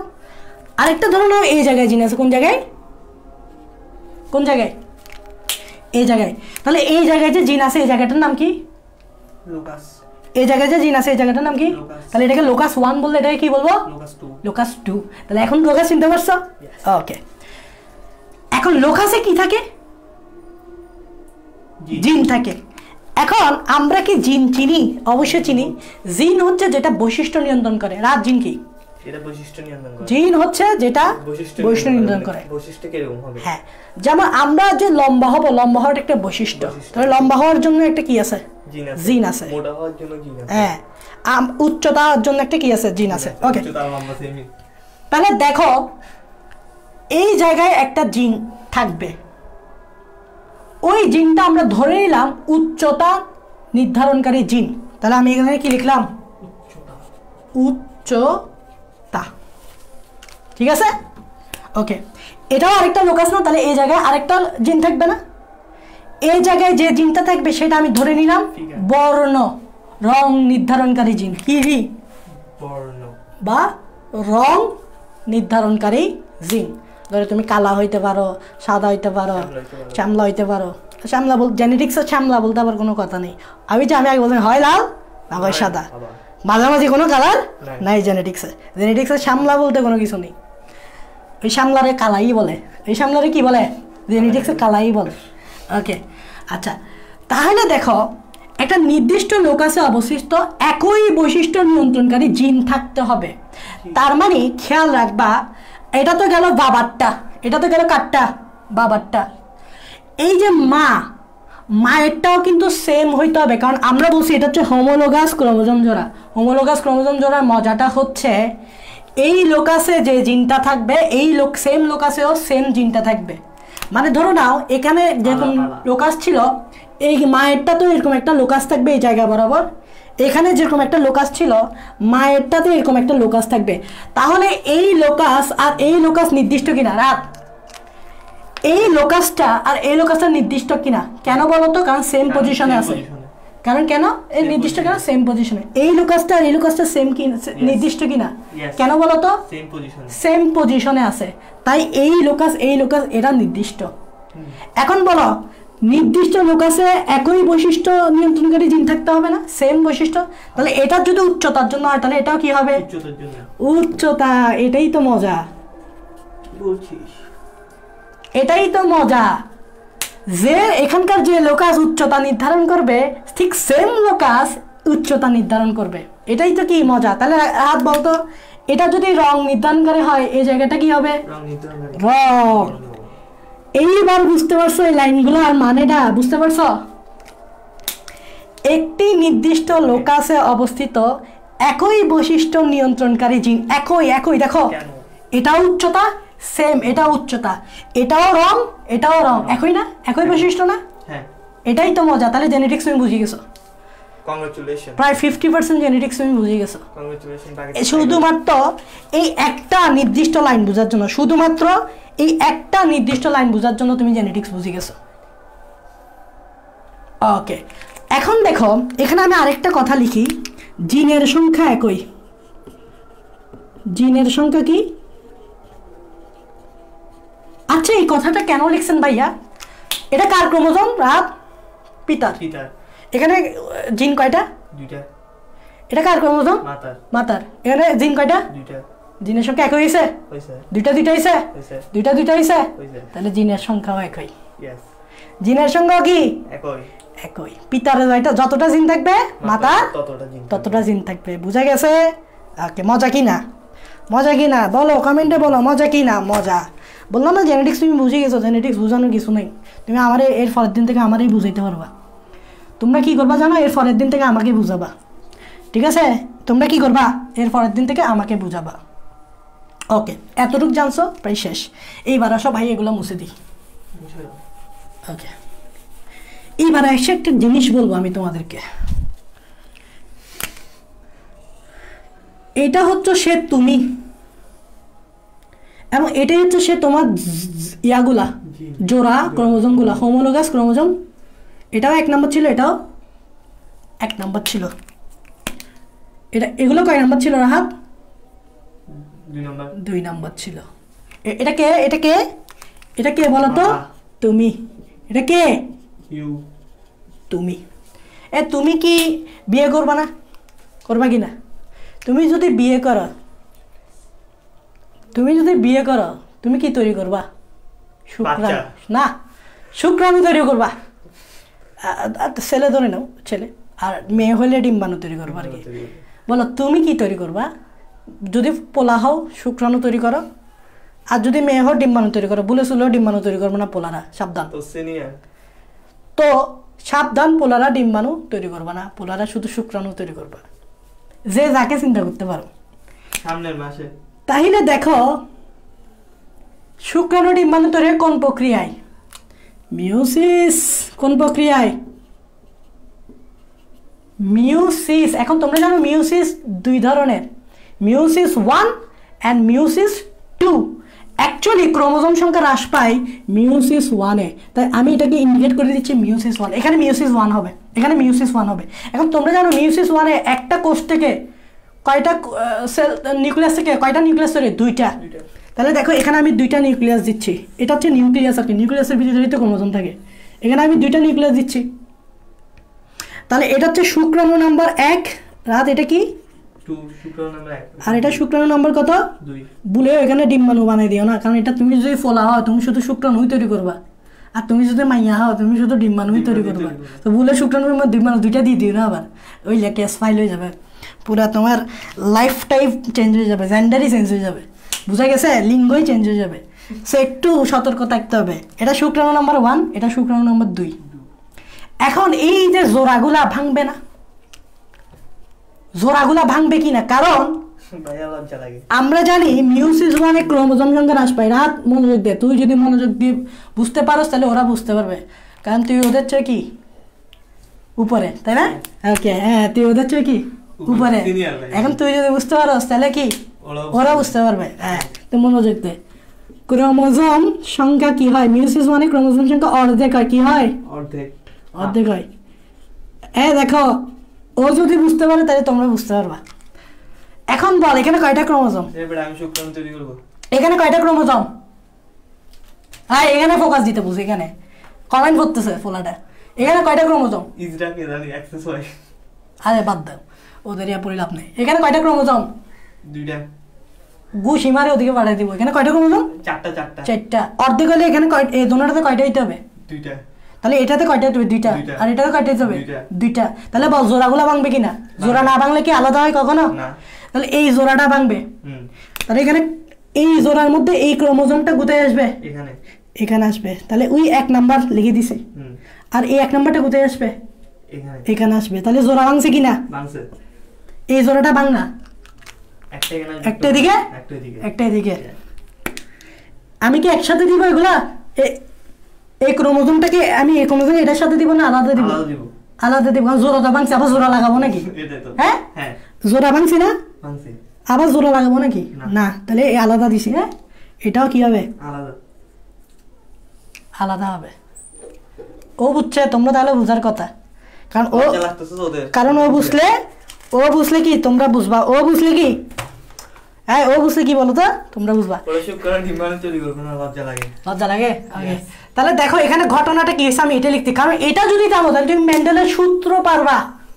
শুধুমাত্র এটা শেখার মাধ্যমে তুমি মেন্ডেলের, আমি পড়াবো না বলি নেই, কিন্তু তুমি আজকে বেসিকটা নিয়ে গেলো, তোমার শেষ। এই জিনিসটা তুমি যদি শুধু পারো, তুমি মেন্ডেলের সূত্র বুঝে গেছো ভাই। 50% তুমি মেন্ডেলের সূত্র বুঝে গেছো। আজকে আমরা মেন্ডেলের সূত্র পড়াবো না, কিন্তু 50% তুমি মেন্ডেলের সূত্র বুঝে যাবা। কেন জানো? কারণ এখানে আমরা কি করছি জানো? জোড়া ভেঙে কি করছি? জোড়া ভেঙে প্রতিটা ক্রোমোজোম ভিন্ন গ্যামিটে প্রবেশ করছে। জোড়া ভেঙে প্রতিটা ক্রোমোজোম ভিন্ন গ্যামিটে কি করছে? প্রবেশ করছে। কি করছে? ঠিক আছে কিনা? লাইনটা ঠিক আছে কিনা? এই জোড়াটা ভেঙে প্রতিটা ক্রোমোজোম একই গ্যামিটে আসছে না ভিন্ন ভিন্ন গ্যামিটে আসছে? দেখো এই জোড়ার এই ক্রোমোজোমটা এই গ্যামিটে যদি আসে, সেম জোড়ার এই ক্রোমোজোমটা এই গ্যামিটে আর আসবে না, এই গ্যামিটে আসবে। মিওসিসের সূত্র, মেন্ডেলের সূত্র যখন পড়বা না, এই লাইনটা তুমি পাবা। আজকে বুঝাই দিলাম এই লাইনটা, এই লাইনটা তুমি পেয়ে যাবে আজকে। বুঝা গেছে কিনা? এই সিঙ্গেল লাইনটা তুমি যদি বুঝো তাহলে তুমি মেন্ডেলের সূত্র বুঝা কোনো ব্যাপার না। যদিও আমি আজকে মেন্ডেলের সূত্র পড়াবো না, কিন্তু তুমি মেন্ডেলের সূত্র পারবা। এই ঘটনাগুলো মেন্ডেলের সূত্রটা অ্যাপ্লাই হবে। মাথায় রাখবা, জোড়া ভেঙে সবসময় ক্রোমোজোমগুলো ভিন্ন ভিন্ন গ্যামিটে দিবা, কখনো সেম গ্যামিটে দিবা না। দেখো এই জোড়ার 1 নাম্বারটা আমি এখানে দিলে, এই 1 নাম্বারটা আমি এখানে দিছি, এখানকার 2 নাম্বারটা এখানে দিলে, এখানকার 2 নাম্বারটা এখানে দিছি। বুঝা গেছে? কে বলছে জেনেটিক্স মানে বায়োলজি মুখস্থ করতে হয়? যদি বুঝে পড়তে পারো মুখস্থ। শুধু সমস্যা হচ্ছে বইটা তত্ত্ববহুল হওয়াতে তোমাদেরকে ওভাবে বুঝাই দেয় না। বুঝা গেছে? ওরকম বুঝাই দেয়। ওকে, এখন এতটুকু যদি বুঝো, আসো আমরা জেনেটিক্সের কিছু মূল শব্দ শিখব, যেগুলা শিখলেই তুমি সামনে অনেক কিছু পাবা। আমি এগুলা আস্তে করে এখানে লিখে রাখতেছি, তোমরা দেখবা। আমি লিখে রাখতেছি, তোমরা দেখবা, এগুলা পাবা। ভাইয়া এগুলো লিখে রাখতেছি এখানে এক পাশে। আমরা আস্তে আস্তে একটা টিক মার্ক দিব। প্রথম জিনিসটা হচ্ছে হোয়াট ইজ ফ্যাক্টর বা জিন। হোয়াট ইজ ফ্যাক্টর বা জিন আগে আমরা এটা বুঝাবো, তারপর টিক মার্ক দিয়ে দিব বুঝানো শেষ হলে। তারপর এখানে তারপর যেটা শিখবো সেটা হচ্ছে লোকাস কি। আমরা যদিও লোকাস আগে শিখে ফেলছি, তো আমরা টিক মার্ক দিব। তারপর আমরা শিখব অ্যালিল কি। অ্যালিল বা অ্যালিলোমর্ফ কি শিখে আমরা টিক মার্ক দিয়ে দিব। হ্যাঁ, এগুলো না শিখলেই নয়, এগুলো শেখা মানে তুমি জেনেটিক্স পড়া, এগুলো শিখে যায় মানে জেনেটিক্স পড়া। তারপর আমরা টিক মার্ক দিয়ে দিই শিখে ফেললে। তারপর আমরা শিখব হোমোজাইগাস কি। ইংরেজিতে লিখতেছি, হ্যাঁ বাংলায় বলবা হোমোজাইগাস। তারপর আমরা শিখব হেটেরোজাইগাস কি। এগুলো আমরা আজকেই শিখব, হেটেরোজাইগাস কি। তারপর আমরা শিখব প্রোকোট বৈশিষ্ট্য।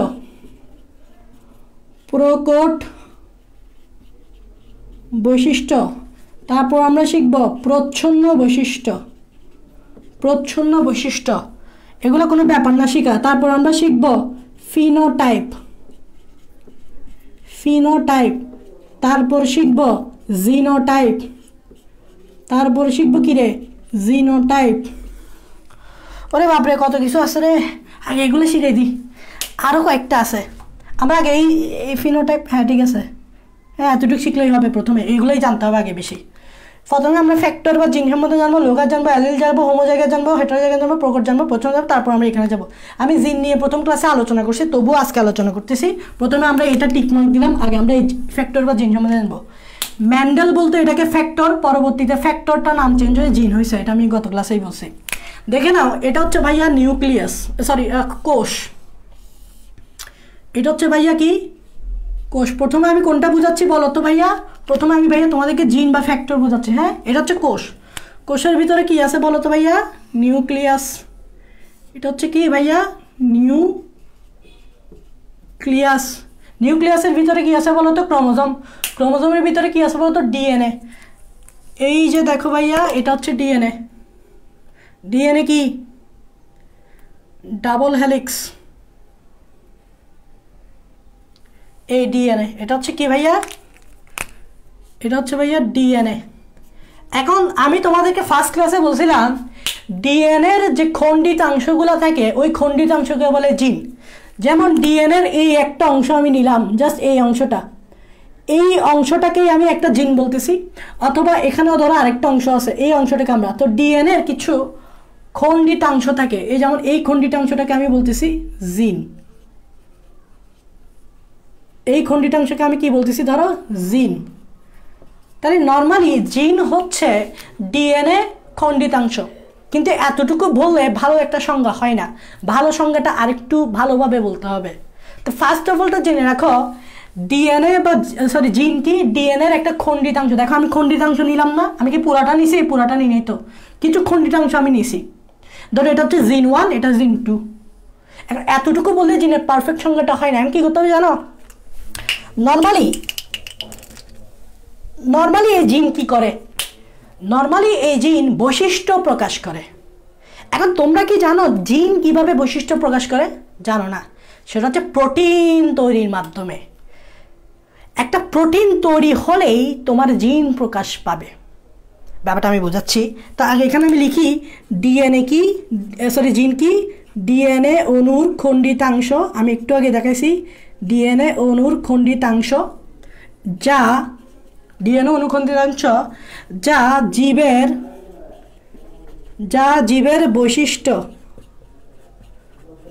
জীবের বৈশিষ্ট্য নিয়ন্ত্রণ করে প্রোটিন তৈরির মাধ্যমে। কিসের মাধ্যমে? প্রোটিন তৈরির মাধ্যমে। তার মানে একটা প্রোটিন তৈরি হলেই তোমার বৈশিষ্ট্য প্রকাশ পাবে। ব্যাপারটা আমি দেখাচ্ছি কিভাবে জানো? ব্যাপারটা আমি দেখাচ্ছি। এই যে জিনটা, জিন থেকে নিউক্লিয়াসের ভিতরে প্রথমে তৈরি হবে এমআরএনএ, মেসেঞ্জার আরএনএ। এটাকে বলে মেসেঞ্জার আরএনএ। তোমরা যদি চ্যাপ্টার 1 দেখো, চ্যাপ্টার 1-এ আমি তোমাদেরকে অ্যাসাইনমেন্টে পড়াইছিলাম। তোমরা যদি অ্যাসাইনমেন্টের ভিডিওগুলো দেখো, আমি ট্রান্সক্রিপশন পড়াইছিলাম, আমি ট্রান্সলেশন পড়েছিলাম, যদি না দেখে থাকো আজকে দেখবা, ওয়েব অ্যাপে আছে, ওয়েব অ্যাপে তোমরা দেখে নিবা, ঠিক আছে? তো mRNA তৈরি হয় নিউক্লিয়াসের ভিতরে, পরে এই mRNAটা নিউক্লিয়াস থেকে বাইর হয়ে সাইটোপ্লাজমে আসে, এবং সাইটোপ্লাজমে আসে রাইবোজোম, এবং রাইবোজোমে এসে প্রোটিন তৈরি করে। কি তৈরি করে? প্রোটিন তৈরি করে। যখনই এই জিনের মাধ্যমে প্রোটিনটা তৈরি হবে তখনই তোমার বৈশিষ্ট্যটা প্রকাশ পাবে। প্রথমে এই জিন থেকে mRNA তৈরি হওয়ার প্রসেসকে বলা হয় ট্রান্সক্রিপশন, আর mRNA থেকে এই প্রোটিন তৈরি হওয়ার প্রক্রিয়াকে বলা হয় ট্রান্সলেশন। আমি তোমাদেরকে ট্রান্সলেশন পড়াইছি অ্যাসাইনমেন্টে। তাহলে এই প্রোটিনটা যখন তৈরি হবে তোমার জিনটা প্রকাশিত হবে, মানে তোমার বৈশিষ্ট্য প্রকাশিত হবে। ব্যাপারটা আমি বুঝাচ্ছি। ধরে নাও তোমার ইচ্ছা হয়েছে লম্বা হওয়ার, তাহলে লম্বা হওয়াটা একটা তোমার বৈশিষ্ট্য, কিন্তু লম্বা হওয়ার জন্য একটা জিন তো আছে। ধরে নাও এটাই হচ্ছে লম্বা হওয়ার জন্য জিন। এখন লম্বা হওয়ার জিনটা তখনই প্রকাশিত হবে যখন প্রোটিন তৈরি হবে। তার মানে এই জিনটা থেকে mRNA তৈরি হবে, mRNA থেকে প্রোটিন তৈরি হবে। তার মানে এখান থেকে আমি একটা কি তৈরি করব? প্রোটিন। প্রোটিনটা কি জানো? অ্যাকচুয়ালি প্রোটিনটা বলতে আমরা বোঝাচ্ছি growth hormone.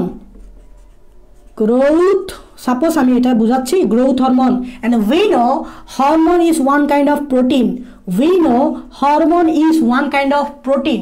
That means protein তৈরি হয়েছে কিনা। আর যখনই তোমার গ্রোথ হরমোন তৈরি হয়েছে, সুর করে তুমি লম্বা হইয়া গেছো। এটাই হচ্ছে অ্যাকচুয়ালি জিন। এভাবেই জিন আমাদের বৈশিষ্ট্যগুলো নিয়ন্ত্রণ করে। প্রথমে জিন থেকে mRNA, mRNA থেকে প্রোটিন, দেন প্রোটিন তৈরি হওয়া মানে তোমার বৈশিষ্ট্য প্রকাশ হয়ে গেছে, মানে তুমি লম্বা হইয়া গেছো। এটাই হচ্ছে ফ্যাক্টর বা জিন। এটাই হচ্ছে ফ্যাক্টর বা জিন। আমরা ফার্স্ট লাইনটা বুঝাই দিছি তোমাদেরকে। সেকেন্ড লাইনটা ছিল কি? লোকাস। আমরা লোকাসও বুঝাই দিছি, তবুও বুঝাবো, সমস্যা নাই। আমরা লোকাস বুঝাইছি, তবুও বুঝাবো, সমস্যা নাই। এখন দেখো আমরা এটা মুছে দিচ্ছি।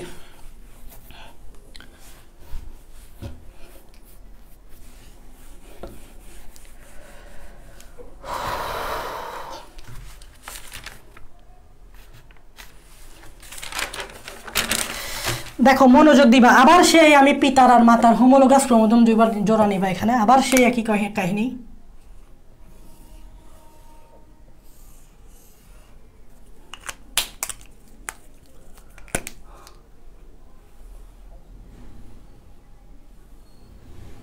তাহলে এটা কি ছিল মনে আছে? হোমোলোগাস ক্রোমোজোম জোড়া।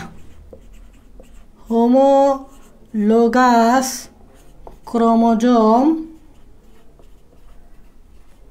জোড়া। এটা ছিল পিতার, ছিল মাতার, ঠিক আছে কিনা? এগুলো তো আমরা আগেই বুঝে দিছি। তাহলে লোকাসটা কি ভাইয়া? আমি এর আগেই বুঝেছি। আমি বলছিলাম ক্রোমোজোমের যে জায়গায় জিন থাকবে সেই জায়গাটাকেই বলা লোকাস, বলছি না ভাইয়া? তাহলে ক্রোমোজোমের এই জায়গায় একটা জিন আছে, তাহলে এই যে জায়গায় জিন আছে এই জায়গাটাকে বলে লোকাস। ক্রোমোজোমের ধরো এই জায়গায় একটা জিন আছে, তাহলে এই যে ক্রোমোজোমের যে জায়গায় জিন থাকতেছে, ডেফিনেশন আসলে এটাই লিখবা, ক্রোমোজোমের যে জায়গায় জিন অবস্থান করতেছে বা থাকতেছে ওটাকেই বলে লোকাস। যেমন এটা যদি লোকাস নম্বর 1 হয় তাহলে এটা হবে লোকাস নাম্বার 2। তাহলে ভাইয়া লোকাস শিখে ফেললাম কিনা? Tick mark. তাহলে লোকাসকে ক্রোমোজোমের যে জায়গায় জিন থাকবে সেই জায়গাকে বলা হয় লোকাস। সেই জায়গাকে কি বলবে? লোকাস। আমি বলছিলাম এখানে যে জিনটা থাকে সেই জিনটা ধরে নিলাম উচ্চতার জিন, যে জিনটা উচ্চতা নিয়ন্ত্রণকারী জিনটা থাকে কিনা বলছিলাম কিনা? আমি বলছিলাম এখানে যে জিনটা থাকে সেটা রং নিয়ন্ত্রণকারী জিনটা থাকে, বলছিলাম কিনা? এগুলো আমি আগেই বলছি, এখন এগুলো লিখতেছি তো, তোমার কোনো সমস্যা হচ্ছে না। সমস্যা হচ্ছে না কি? এগুলো এভাবে লিখতেছে না, মানে এগুলো আমি একটু আগে বুঝাইছি না? বুঝাইছি। তাহলে তোমার কেন সমস্যা হবে বলো? তাহলে এই উচ্চতা নির্ধারণকারী জিন, এটা হচ্ছে রং নির্ধারণকারী জিন। এখন আমি এটাও বলছিলাম পিতা যেরকম হবে মাতাও হুবহু সেরকম হবে, এজন্যই তো এটাকে হোমোলোগাস বলে, মানে হুবহু সেম হবে। তাই এখানে যে লোকাসটা থাকবে এখানেও একটা লোকাস থাকবে, সেম লোকাস থাকবে। এখানে যে লোকাসটা থাকবে এখানেও মাতারও একটা সেম লোকাস থাকবে কিনা? আবার আমি এটাও বলছিলাম একই বৈশিষ্ট্য নিয়ন্ত্রণকারী হতে হবে, মানে এই লোকাসটা যদি উচ্চতা নির্ধারণ করে তাহলে এই লোকাসটাও উচ্চতা নির্ধারণ করবে। আমি একটু আগে তোমাদেরকে বুঝাইছি না, এখন বুঝতে সুবিধা হচ্ছে। এটা যদি রং নির্ধারণ করে এটাও কি নির্ধারণ করবে? রং নির্ধারণ করবে। তোমরা এতটুকু বুঝতে পারছো তো? তোমরা এতটুকু বুঝতে পারছো। নেক্সট আমরা অ্যালিল বা অ্যালিলোমর্ফ বুঝবো। অ্যালিল বা অ্যালিলোমর্ফ বলে আমি যা বলতেছি সেগুলো বোঝাটা জরুরি। আচ্ছা ভাইয়া ঠিক আছে, আমরা মানলাম যে ভাইয়া এটা যদি উচ্চতা নির্ধারণ করে এটাও করবে, এটা যদি রং নির্ধারণ করে এটাও রং নির্ধারণ করবে। তো ভাইয়া উচ্চতার মধ্যে তো দুই ধরনের ঘটনা ঘটতে পারে, হয় লম্বা না হলে খাটো। হতে পারে না? হতে পারে কি না? আমার ইচ্ছা হয়েছে তোমার এটা মাতার ক্রোমোজোম না, তোমার মা ধরো লম্বা, তাহলে এই উচ্চতা যেটা সে হচ্ছে তোমার মা হচ্ছে লম্বা, তাহলে আমি এখানে লিখলাম লম্বা। তোমার মা কি ধরো? লম্বা। আবার তোমার বাবাও লম্বা, তাহলে এখানে ভাইয়া লম্বা লিখতেছি। কারণ উচ্চতা দুই ধরনের হইতে পারে জেনেটিক্সে, একটা হচ্ছে হয় লম্বা না হলে খাটো, মাঝামাঝি কিছু নাই। লম্বা খাটোর মাঝামাঝি কিছু নাই, আমি বারবার বলছি। ধরে নিলাম আমি তোমার মা লম্বা, তোমার বাবাও লম্বা। এবার আসলে রং ধরে নিলাম তোমার মা সাদা, এখানে আসলে সাদা বলতে মানে ফর্সা বলি না, ওইটাই আর কি বোঝাচ্ছে। আর ধরে নিলাম তোমার বাবা কালো, নর্মালি ছেলেরা একটু কালো হয়, মেয়েরা একটু সাদা হয়। সো এই ক্ষেত্রে আমি সেভাবেই দিলাম, একটা হচ্ছে সাদা একটা হচ্ছে, এগুলো আমি ধরে নিয়েছি। ওই উল্টাটাও হইতে পারে, তুমি অন্যভাবেও ধরতে পারো, কোনো সমস্যা নেই। আমি বোঝার ক্ষেত্রে বলতেছি, আমার ইচ্ছা হয়েছে আমি এগুলো ধরছি আর কি, সমস্যা তো নাই। না আমি চাইলে এটাকে খাটো লম্বা বলতেও পারতাম, সমস্যা তো নাই। ধরে নিলাম আর কি, তোমার লম্বা, বাবাও লম্বা, তোমার মায়ের এই জায়গাটা সাদা নির্ধারণ করে আর এই জায়গাটা কালো নির্ধারণ করে, আমি ধরে নিলাম। ধরা যায় কি না, কারণ জেনেটিক্সে হয় এটা না হলে এটা, কখনো মাঝামাঝি কালার জিনিস আসবে না। এতটুক তো আমরা বুঝতে পারছি, এতটুক তো আমরা বুঝতে পারছি। এখন আসো তুমি কি হবা, বিকজ এটা হচ্ছে তুমি পুরাটা, একটা বাবা থেকে আসছে একটা মা থেকে আসছে, আর এই পুরা ঘটনাটা তোমার মধ্যেই হচ্ছে। তা এখন তুমি মায়ের লম্বা নির্ধারণকারী জিনও পাইছ, বাবার লম্বা নির্ধারণকারী জিন পাইছ, তুমি 100% যে লম্বা হচ্ছে এটা শিওর। তুমি যে 100% লম্বা হচ্ছে এটা শিওর, কারণ বাবাও লম্বা মাও লম্বা, 100% তুমি লম্বা হবা এটা শিওর, এটা কিন্তু শিওর। এখন এখানে সাদা আছে এখানে কালো আছে, এই জায়গায় একটা কনফিউশন হবে, আমি কি সাদা হব না কালো হব? কোয়েশ্চেন মার্ক যাচ্ছে কিনা, কারণ এই জায়গায় তো কোনো সমস্যা নাই, দোনোটাই লম্বা, তা আলহামদুলিল্লাহ তুমি লম্বা। এই জায়গায় একটা সমস্যা, কনফিউশন হয়ে গেল রে ভাই। কালার জন্য দায়ী জিনও আছে, সাদার জন্য দায়ী জিনও আছে, তুমি হইবাটা কি সেটা আমি তুমি বলতে পারবো না, তুমি হবাটা কি সেটা বলতে পারবো যখন ক্রস করাবো, ক্রস করাই বলতে পারবো অ্যাকচুয়ালি কাহিনীটা কি। তো এরকম যখন কনফিউশন ক্রিয়েট হবে তখন আমি তুমি কেউই বলতে পারবো না কি তুমি সাদা হবে না কালো হবে, আমি তুমি কেউ বলতে পারবো না তুমি সাদা হবা না কালো হবা, কারণ এখানে দোনোটারই 50-50 চান্স, সাদাও হতে পারে কালোও হতে পারে। এখন কি হবা সেটা আমি ক্রস করাইলে বুঝতে পারবো। ধরে নাও আমরা F1 জেনারেশনে যখন করাবো, আমরা জানি F1 জেনারেশনে সবগুলো একটাই কালার হয়। যেরকম তুমি যখন দেখছো আমি যখন ক্রস করাইছিলাম তখন আমি তুমি যদি লম্বার সাথে খাটোর ক্রস করাও দেখবা যে F1 জেনারেশনে সবগুলো লম্বা হয়, তাহলে একটাও খাটো হয়েছে? খাটো হয় নাই, কিন্তু একটাও খাটো হয় নাই। এই যে লম্বা হয়েছে তা আমরা বলতে পারবো যে লম্বা হওয়ার জন্য জিনটাই নর্মালি প্রকাশ পাইছে, বিধে ওই জন্যই লম্বা হয়েছে। এখন কি তুমি বলতে পারবে তুমি সাদা হবে না কালো হবে? এখানে বলা যাচ্ছে না তো, তুমি সাদা হইতে পারো কালো হইতে পারো, কিন্তু এখানে ডেফিনেটলি বলা যাচ্ছে তুমি লম্বা হচ্ছ, এখানে ডেফিনেটলি বলা যাচ্ছে তুমি কি হচ্ছে লম্বা হচ্ছে। কিন্তু এই জায়গায় একটা কনফিউশন, এই জায়গায় একটা কি আছে ভাইয়া, এই জায়গায় আছে একটা কনফিউশন। এই জন্য এই জায়গার কনফিউশন দূর করার জন্য আমরা ক্রস করাবো, ক্রস করাই তারপর আস্তে আস্তে বোঝা যাবে। তবে আমরা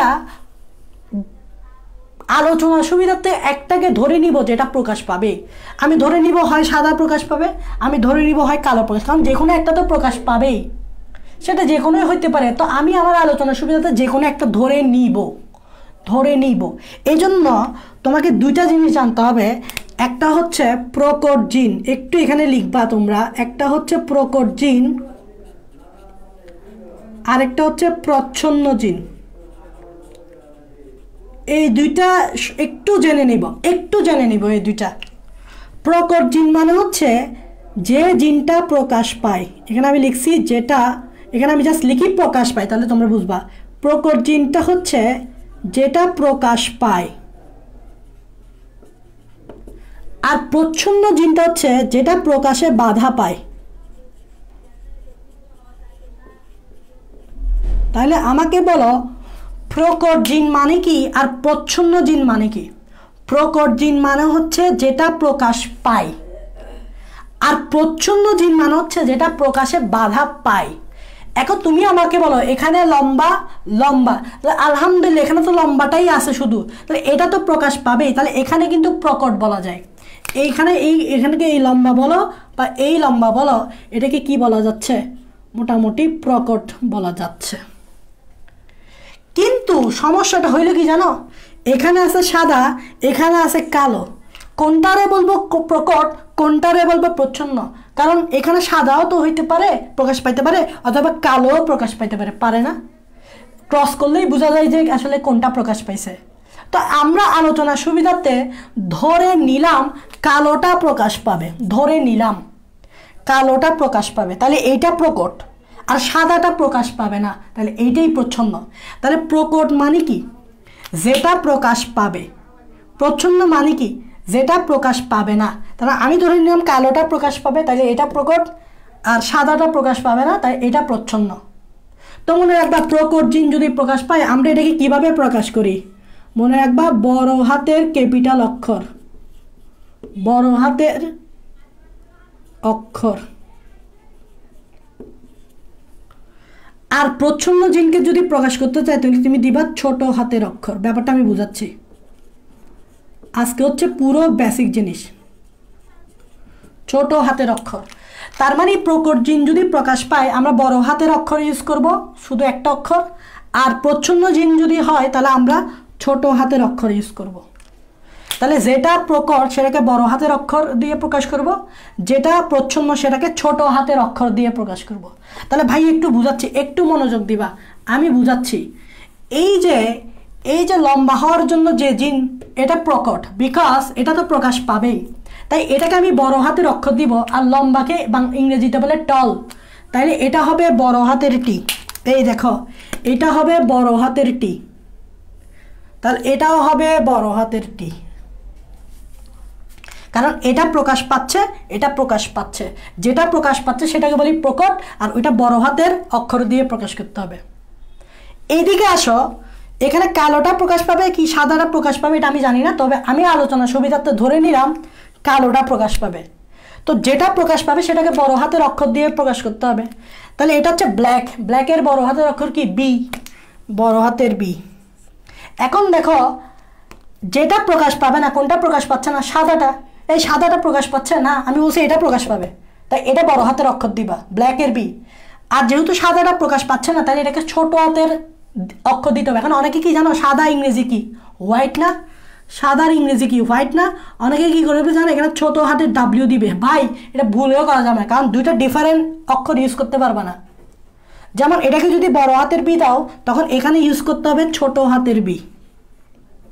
মানে তোমার ইচ্ছা হয়েছে হোয়াইটের তো বাই ডাব্লিউ, তাই আমি ছোট হাতের ডাব্লিউ দিব, এরকম করা যাবে না। তোমার যদি এখানে বড় হাতের বি দাও, ওইটারে প্রকাশ করতে হলে ছোট হাতের বি বানিয়ে দিবা জাস্ট। তার মানে বুঝাইতে চাচ্ছি আমি, এটা প্রকাশ পাইছে, এটা প্রকাশ পাচ্ছে না, এটা প্রকাশ পাইছে, এটা প্রকাশ পাচ্ছে না, এটাই বুঝাইতে চাইছি, এটাই বুঝাইতে তোমাদেরকে এতক্ষণ ধরে বোঝানোর চেষ্টা করছি। এই জিনিসগুলোই তোমাদেরকে এতক্ষণ বোঝানোর চেষ্টা করছি। এইবার দেখো আমরা শিখব অ্যালিল বা অ্যালিলোমর্ফ কি। অ্যালিল বা অ্যালিলোমর্ফ কি? অ্যালিল বা অ্যালিলোমর্ফ বুঝতে হলে তোমাকে এটা বুঝতে হবে যে দেখো এটা যে লোকাস, এটা সেই লোকাস, এটা যেই লোকাস, এটাও সেম লোকাস। তো নির্দিষ্ট লোকাসে অবস্থিত জিন জোড়াকে একে অপরের অ্যালিল বলে। নির্দিষ্ট লোকাসে, নির্দিষ্ট লোকাসে অবস্থানকারী জিন জোড়া জোড়া, কয় জোড়া? এক জোড়া, একটা দুইটা, একটা দুইটা, একটা দুইটা।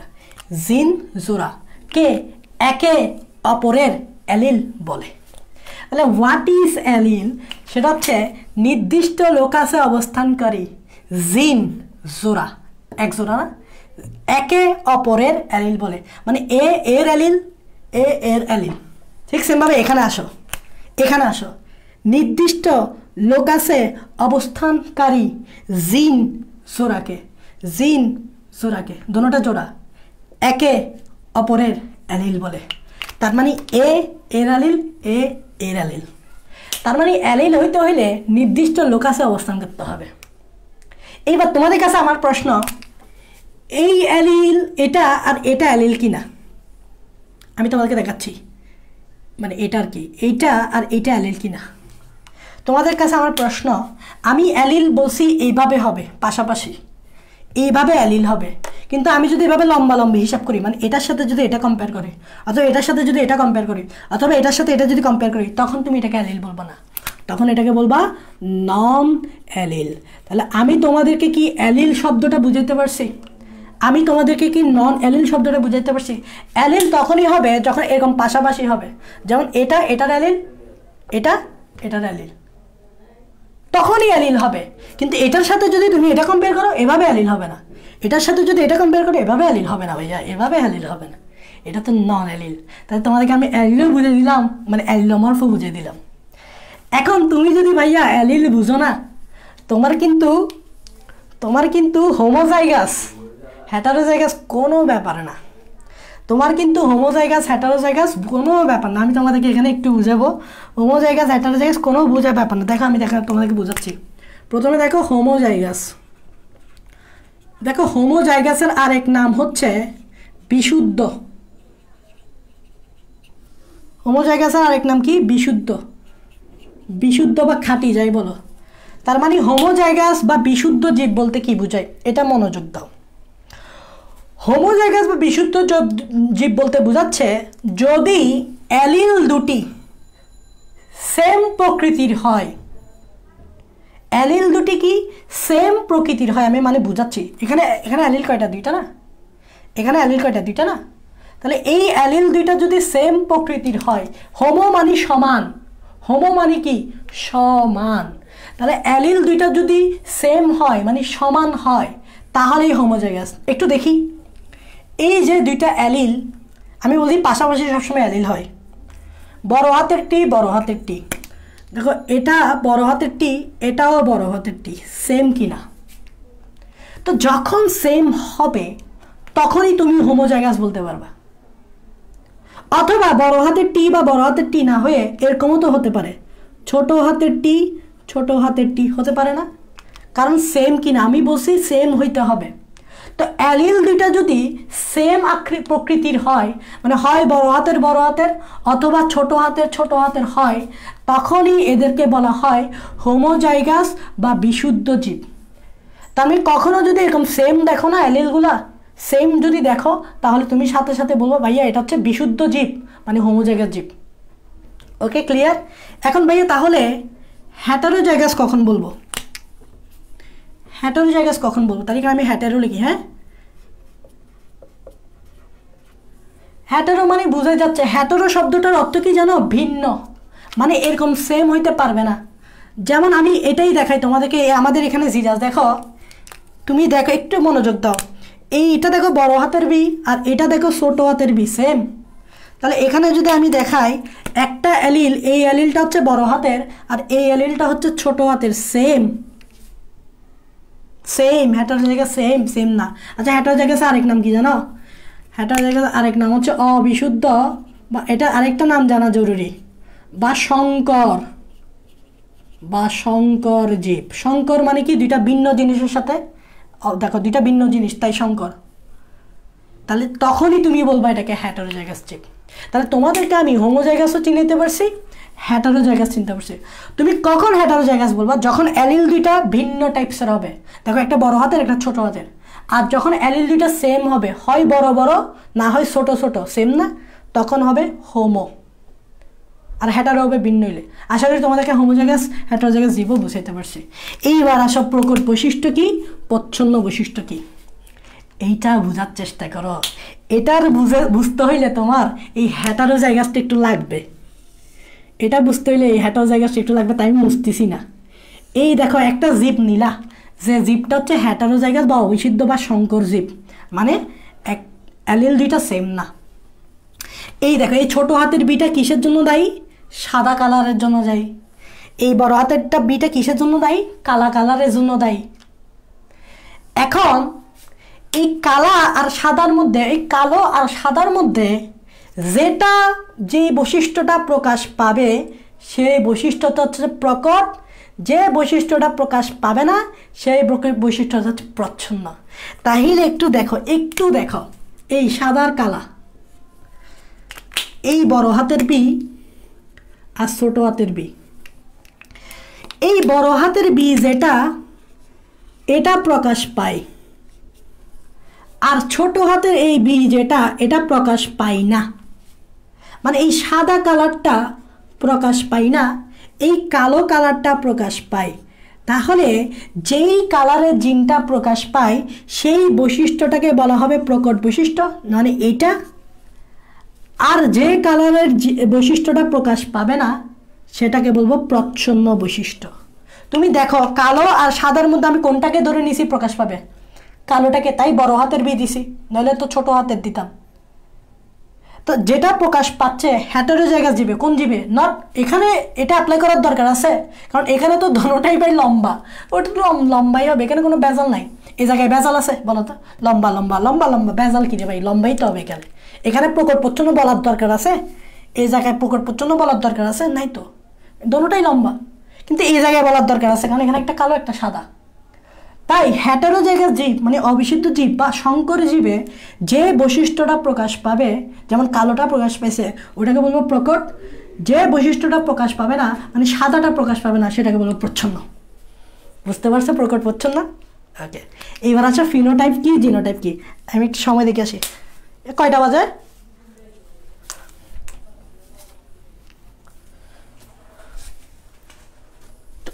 কয়টা বাজে দেখো তো।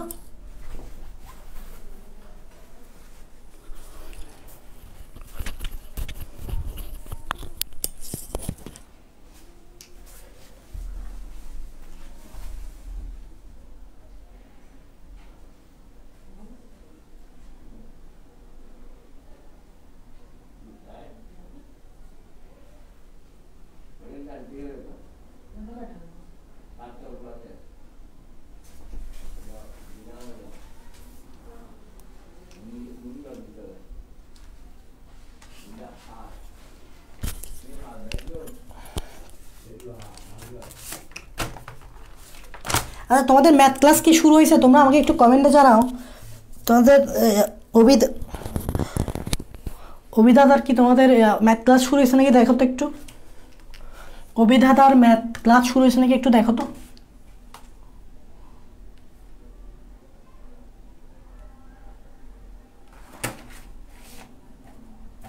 অভিদাদা ম্যাথ ক্লাস শুরু আমি এতটুকুই রাখবো আজকে, মানে আজকে আমরা প্রকট প্রচ্ছন্ন পর্যন্ত, নেক্সট ক্লাস আমরা ফিনোটাইপ জিনোটাইপ, তারপর আরও কয়েকটা জিনিস আছে এগুলো পড়বো আর কি। দেখো তো, নাহলে আমি শেষ করে দিই। আচ্ছা শেষ হয়েছে, সরি, তাহলে আমার ক্লাসটা কন্টিনিউ করা ঠিক হবে না। তাহলে ভাইয়া কতটুকু পর্যন্ত পড়াইছি এটাই জাস্ট মাথায় রাখবা।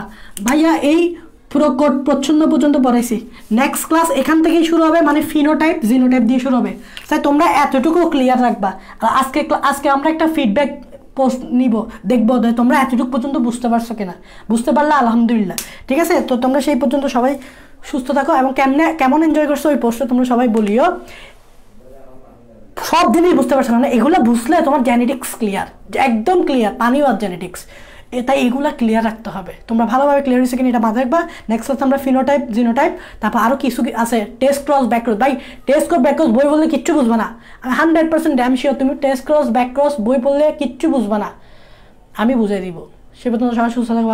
আল্লাহ হাফেজ।